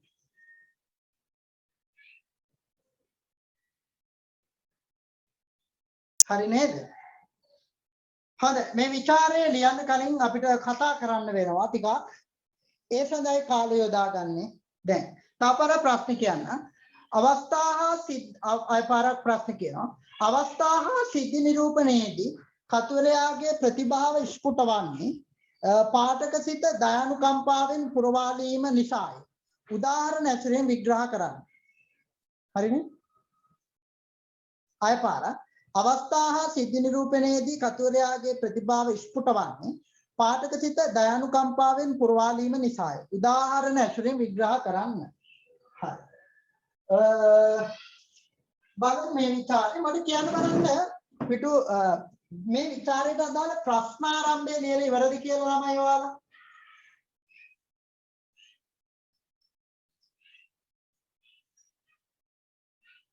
උදේ ටියුට් ගන්න ටයිම් එක කවුරු හරි ආලා තියෙනවා. ටයිම් එක ඕන ටයිම් එක ගත්තේ.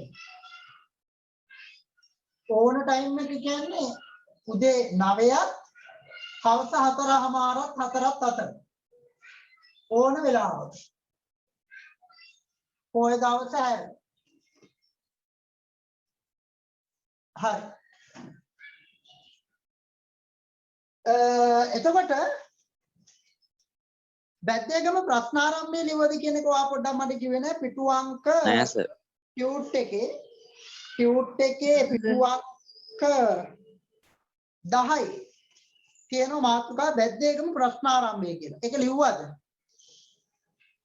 නෑ සර්. හරි. අපි මුලින්ම බැද්දේගම ප්‍රශ්නාරම්භය ලියන්න යන්නේ. ඒ නිසා අන්න ඒක ලියන්න මෙන්න මෙහෙම.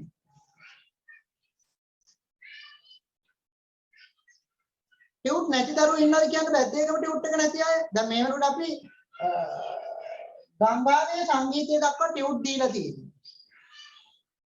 අද මුනිසිපල් ටියුට් එක තියෙන්නත් ඕනේ. අද ඒකෙන් වැඩ පටන් ගන්න. ගංගාවේ සංගීතය වැද්දේකම ටියුට් නැති අය මැසේජ් එකක් දාන්න. නැති අය වෙන කොහේ හරි ලියා ගන්න. වැද්දේකම ප්‍රශ්න ආරම්භ කියලා ටියුට් එක ගන්න ටියුට් එකට දාගන්න. මෙන්න මෙහෙම ලියා ගන්න. ජීවිතයේ පිළිබඳ ජීවිතයේ පිළිබඳ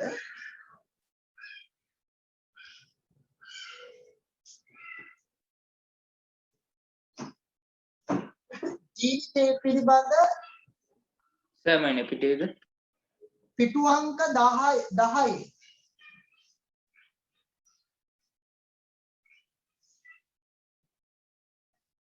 පිටු අංක 10 කියනවා දැක්කද පිටු අංක 10 වැද්දේකම ප්‍රශ්නාරම්භය කියලා ඉඩ ටිකක්.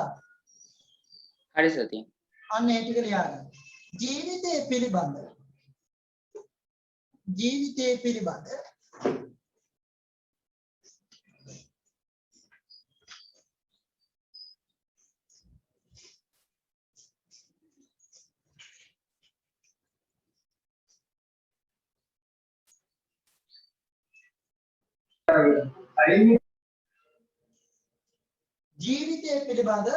පැහැදිලි වූද පෞද්ගලික වූද සටහන පැහැදිලි වූද පෞද්ගලික වූද සටහන ටියුට් නැතිව වෙනම ලියා ගන්න. සර් මේක ප්‍රශ්න ආරම්භය නේද? ඔව් මේ ප්‍රශ්න ආරම්භය අපි කතා කරන්නේ. ජීවිතයේ පිළිබඳ පැහැදිලි වූද පෞද්ගලික වූද සටහන නව කතාවයි.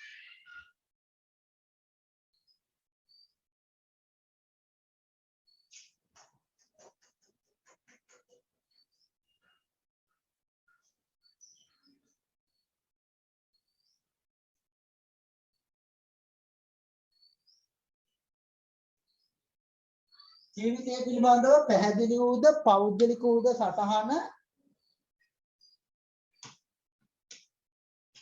නව කතාවයි. හෙන්රි ජේම්ස් සර් ආයෙත් කියන්න පුළුවන්ද? මම කිව්වේ හෙන්රි නෑ සර් මුලින් ඉඳන්. ජීවිතය පිළිබඳ මුලින් ඉඳන් ගහන්නේ. මුලින් ඉඳන්මද කියන්නේ. ඔව් සර්. කැඩි කැඩි ඇහෙන්නේ. ජීවිතය පිළිබඳ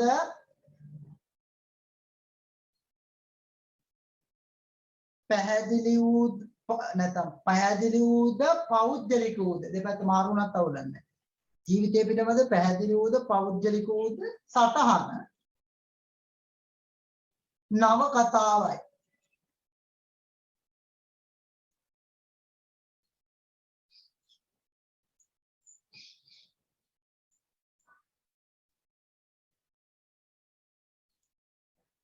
හෙන්රි ජේම්ස්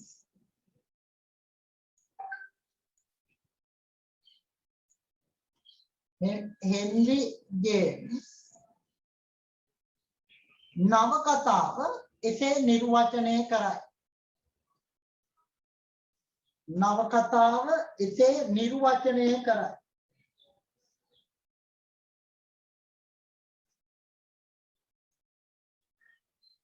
නවකතාව එසේ නිර්වචනය කරයි.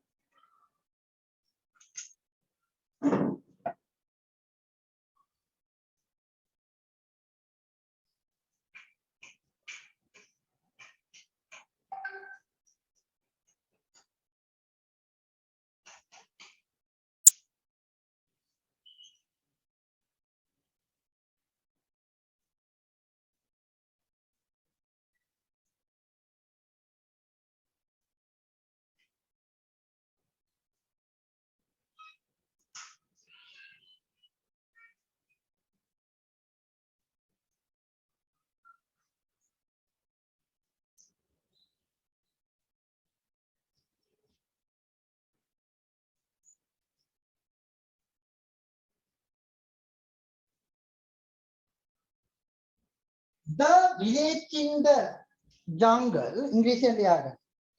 The village in the jungle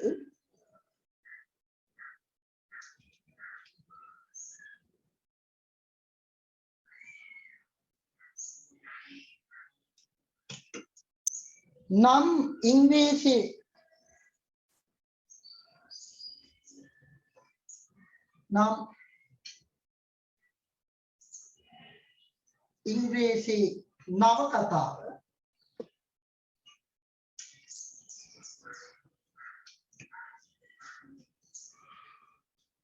ඉංග්‍රීසි නවකතාව සිංහලට පරිවර්තනය කිරීමේ ගෞරවය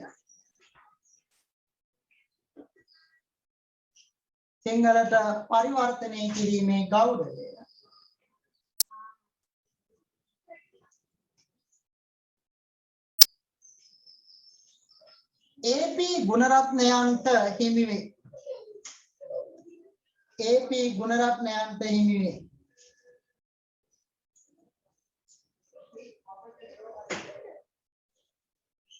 AP ගුණරත්නයන්ට හිමි වේ.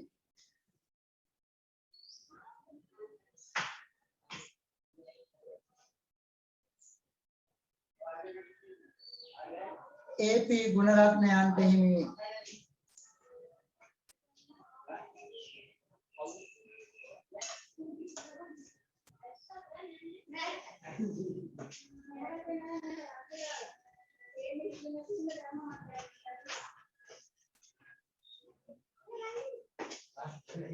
නවකතාව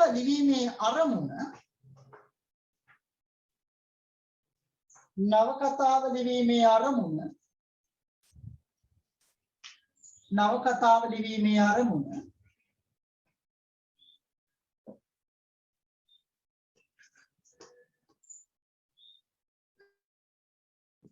ලංකාවේදී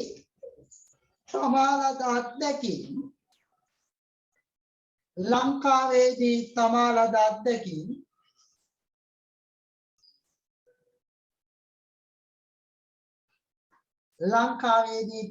අත්දැකීම් පාදක කරගෙන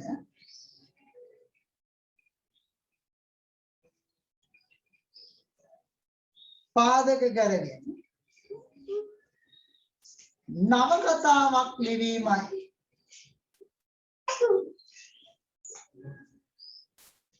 නවකතාවක් ලිවීමයි.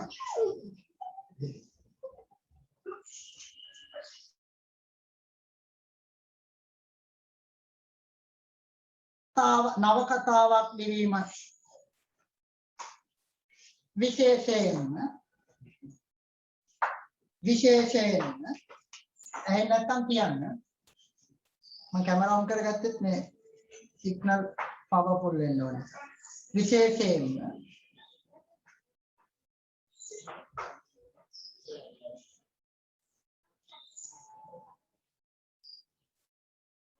හම්බන්තොට ප්‍රදේශයේ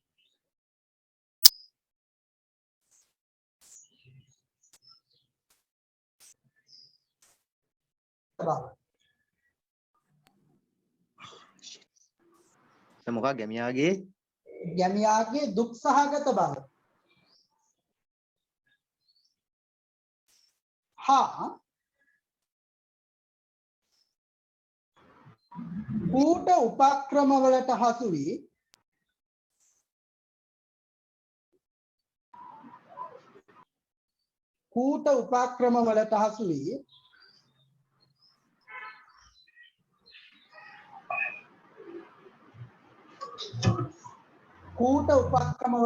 වී ක්‍රමයෙන් විනාශ වී යන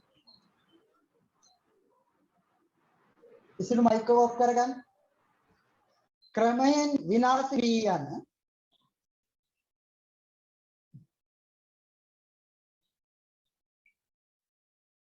ඔවුන්ගේ ජීවිත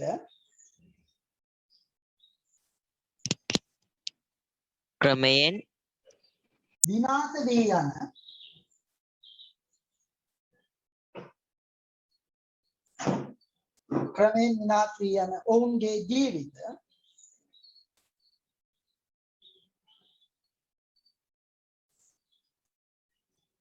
සිලිඳු හා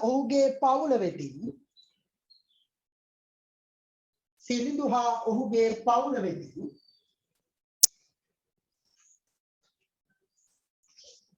සිරිඳු හා ඌගේ පවුල වෙතින් ප්‍රතිනිර්මාණය කිරීමයි. ප්‍රතිනිර්මාණය කිරීමයි. ප්‍රතිනිර්මාණය කිරීමයි. ප්‍රතිනිර්මාණය කිරීමයි.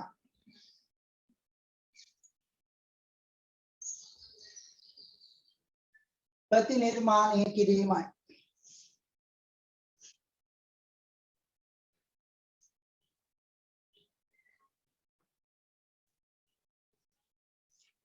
එච්චරයි. දැන් එන්න මම හිතනවා ටියුට් වල මුල් පිටුවට එන්න. ටියුට් එකේ මුල් පිටුව වලට එන්න උද්දෘත විස්තර කරපු තැනට අපි ගිය සතියේ ඔයාලත් එක්ක මේ ටියුට් එකේ උද්දෘත පළමු උද්දෘතය කතා කරා. දෙවන උද්දෘතය කතා කරා. දැන් මේ ਵਿਚාරේ ලියාගන්න පසුබිම හදාගන්න එපා දැන්. දෙවන උද්දෘතය කතා කරා. තුන්වෙනි උද්දෘතය කතා කරා නේද? තුනෙන් ඉවර කරා. අද හතරනේ තියෙන්නේ. ටග්ගල ඕ කියලා එහෙම පොඩි සපෝට් එකක් දෙන්න ඕගොල්ලෝ. පිටුවක් පහ. ඔව්. පහ අපි පස්වෙනි උද්දෘතේ පටන් ගන්නවා. ඒ ටික ලියලා තමයි අපි මේ ගැන කතා කරන්නේ. ਵਿਚාරය ගැන ප්‍රශ්නාරම්භ ලියුව ප්‍රශ්න ලියලා තියෙන්නේ. පටන් ගන්නකොට තියෙන්නේ බබුන් කියලා. ඒ බබුන් කියන එක වෙනස් කරගන්න ඕනේ ඔයාලා ඔවුන් කියලා. ඒ බබුන් කියන එක වෙනකොට ඔවුන් කියලා වචනේ ගන්න. ඔවුන්. ඔවුන්. ඔවුන් ජීවත් වන්නේ වේදනාව පවා හොඳට නොදැන ජීවිතයේ සංඝාතේ යාවේ. අනේ උද්දෘතය අපි කතා කරන්නේ. ඒ අනුව උද්දෘත 1 2 3 4 අංක 4 දාගන්න උද්දෘතේ ඉස්සරහා. තමා කියන වැඩේ ටික කරගෙන යන්න. ඒකට විචාරයට යන්න පදනම හැදෙන්නේ. බැද්දේගම. ඔවුන් ජීවත් වන්නේ වේදනාව පවා හොඳට නොදැන ජීවිතයේ සංඝාතේ යාවේ. අපි කතා කරන 4 වෙනි 5 වෙනි උද්දෘතය. ඒ යටින් රූල් 4ක් තියෙනවා. ඒ රූල් 4 ටික තුල මෙන්න මෙහෙම අදහසක් ලියා ගන්න. බැද්දේගම ගම සහ එහි වැසියන් යටි ලියා ගන්න. ඉදි ඉවරනකොටත් පණිවිඩයක් දෙන්න. බැද්දේගම ගම සහ එහි වැසියන්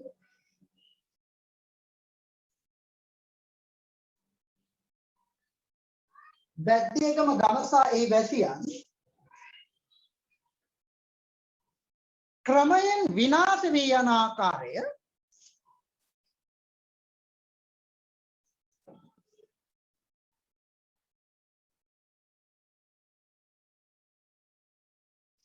ක්‍රමයෙන් විනාශ වී යන ආකාරය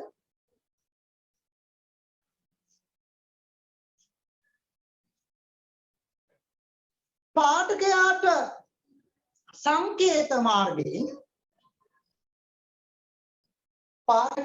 සංකේත මාර්ගයෙන්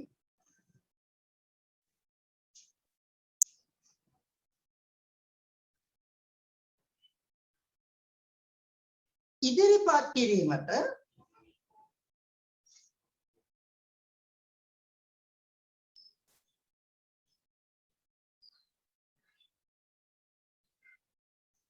පාඨකයාට සංකේත මාර්ගයෙන් ඉදිරිපත් කිරීමට කතුවරයා දක්ෂ වී ඇත.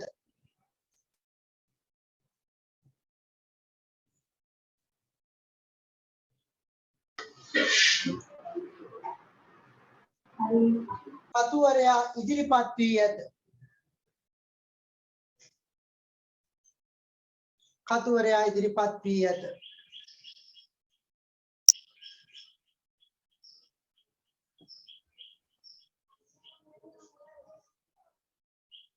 ඔවුන් ජීවත් වන්නේ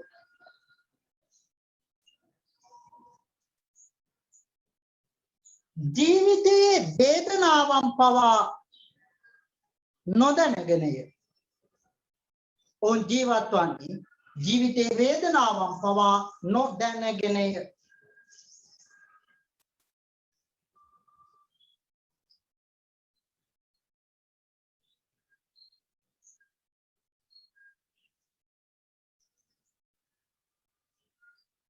ජීවිතයේ වේදනාවන් පවා නොදැනගෙනය.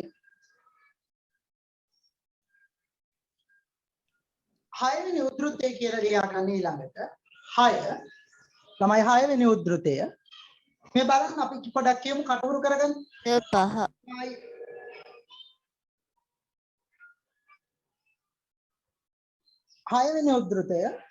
හයවෙනි උද්ෘතය අංක සර් දාගන්න පස්වෙනි එක.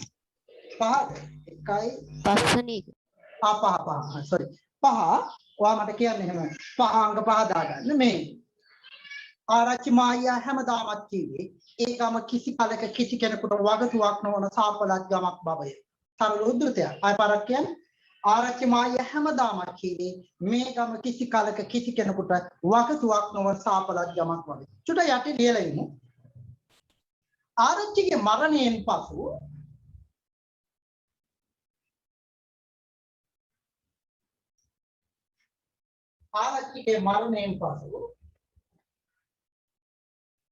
ආරච්චි බිරිඳ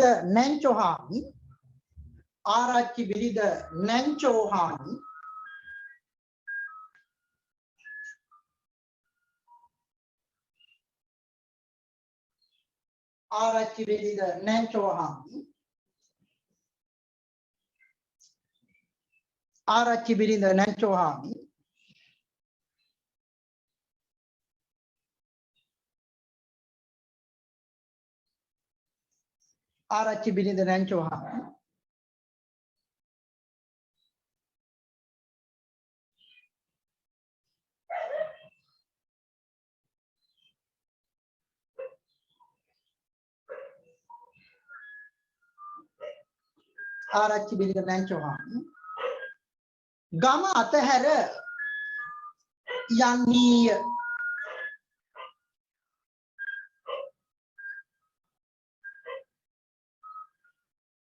ගම අතහැර යන්නීය.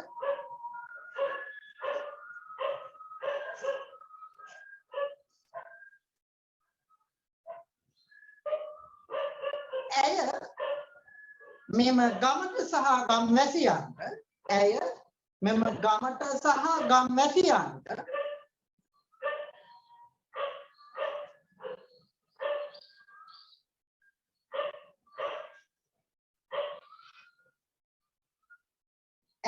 මෙම ගමට සහ ගම්වැසියන්ට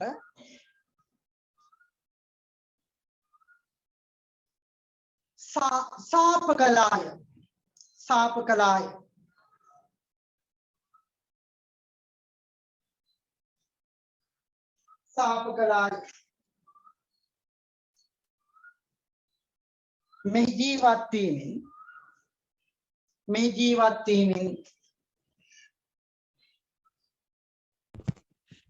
සර් වැසියන්ට සාප කළාය. වේගෙන් ලියා ගන්න. වෙලාවක් යනවා. සාප කළාය.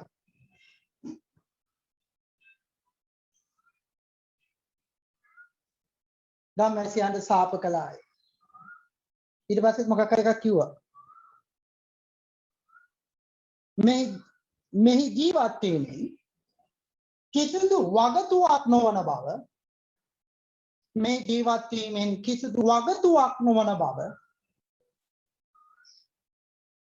ජීවත් වීමෙන් කිසිදු වගතුවක් නොවන බව ඈ කියා සිටියාය.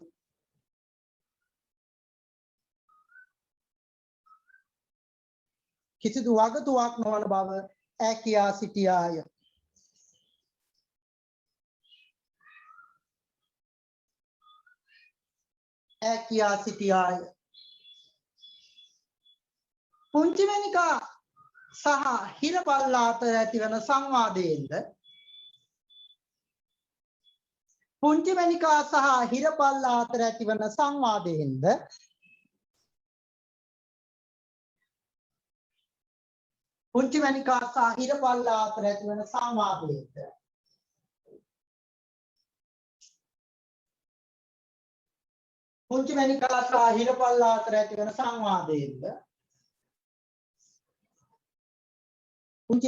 සහ හිරපල්ලා අතර ඇතිවන සංවාදයෙන්ද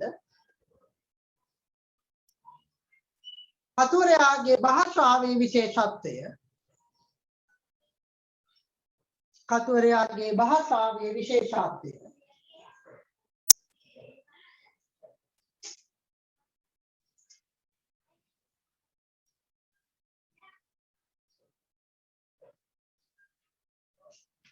කතුවරයාගේ භාෂාවේ විශේෂත්වය කැපී පෙනේ.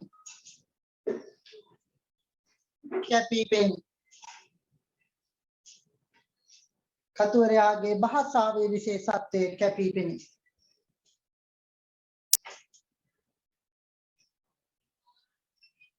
අපි ගිය සතියේ බැද්දේගම නවකතාව කියවලා ඉවර කරා. බලන්න එහා පැත්තේ පිටුවේ තියෙනවා උද්ෘතයක්.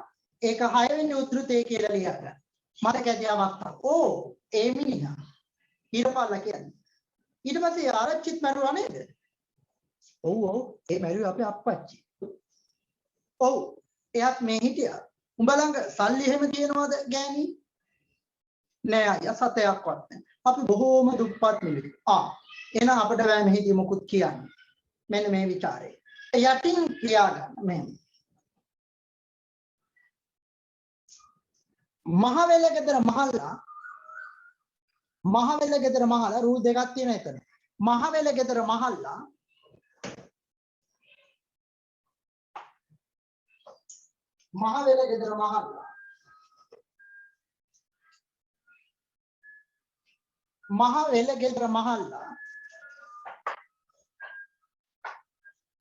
සහ පුංචි වෙනිකා අතර ඇති වෙන සංවාදය.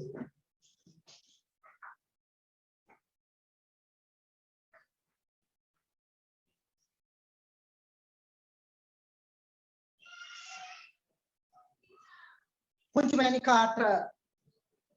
මණිකාගේ අනාගතයේ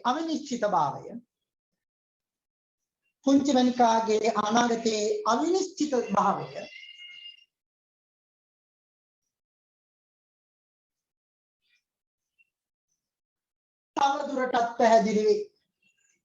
තවදුරටත් පැහැදිලි වේ. අනාගතයේ අවිනිශ්චිත භාවය තවදුරටත් පැහැදිලි වේ.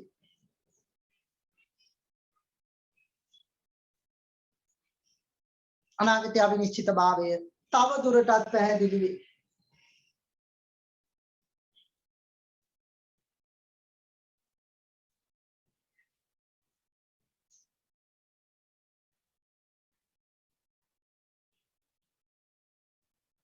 තවදුරටත් පැහැදිලි වේ.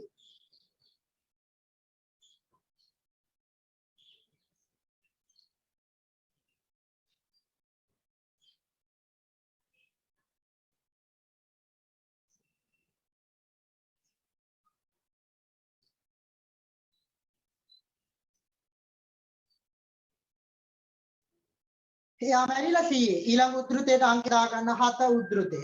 ඔව් ඔකට ගිය කෙනෙක් ආයේ නැහැ. උඹ බලන්න ළමයා ආපහු ගමට. ඔව් මම හිතනවා විචාරේ ලියන්න තරම් පදනම වැටුන්නේ නැහැ. මට ලියන පියවර උද්ෘත 3 4 පැහැදිලි කරලා වෙන් කරලා දෙන්න ඕන. ඊළඟට උපමා සංකේත භාවිතය ගැන කතා කරපුවම අනුප්‍රාසාත්මක යෙදුම් කතා කරන්න කලින් පාඩමේ විචාරයට අදාළව තියෙන අවස්ථා සිද්ධි නිරූපණය කියලා වෙනම කෑල්ලක් තියෙනවා. අපි ලබන සතියේ මූලිකත්වයේ දෙනවා මුලින්ම බැද්දේකම පළමු විචාරයට සහ ඊළඟ ටියුට් එකේ වැඩ පටන් ගන්න. මුනිසිරිපා ටියුට් එකේ කවි 5ක් 10යි තියෙන අපිට කවි පාඩමක් නිසා ඉක්මනින් ඉවර කරන්න පුළුවන් පාඩමක්. ඒ නිසා ඊළඟ සතිය අපි ඒකකවලට පුරාව එකතු කරගෙන යන්න සූදානම්. එහෙනම් හොඳයි අද වැඩ ටිකක් අපි කරා. ලබන සතියේත් අලුත් වැඩ ටිකක් එනවා. අපිට බැද්දේකම විචාරයකට එන්න තරම් කාලය හරස් කරා අපිට අර භාෂාවා සාහිත්‍ය පොතේ වැඩවලට වැඩිපුර වෙලාවක් අද අපි යොමු කරපු නිසා නමුත් අපි ඊළඟ සතියත් එක්ක සමවදිමු. බැද්දේකම විචාරයක් සහ මුනිසිපා පාඩමේ ප්‍රවේශය අපි ගමු. ටියුට් එකේ කවි 4ක් විතර අපිට අපේ සතියේ කරනවා. කවි යන ගමන් කවියට අදහස ලියන්න තියෙන නිසා ටියුට් එක ගන්න පුතේ පහසුයි. එච්චරයි. එන සමුගන්න ලබන සතියේත් මුණ ගැහමු. වාගේ හොඳම යාළුවොත් එක්ක මම අනුරාධ රත්නායක. ඔබ හැම කෙනෙකුටම සුබම සුබ සතියක් වේවා. ආයුබෝවන්.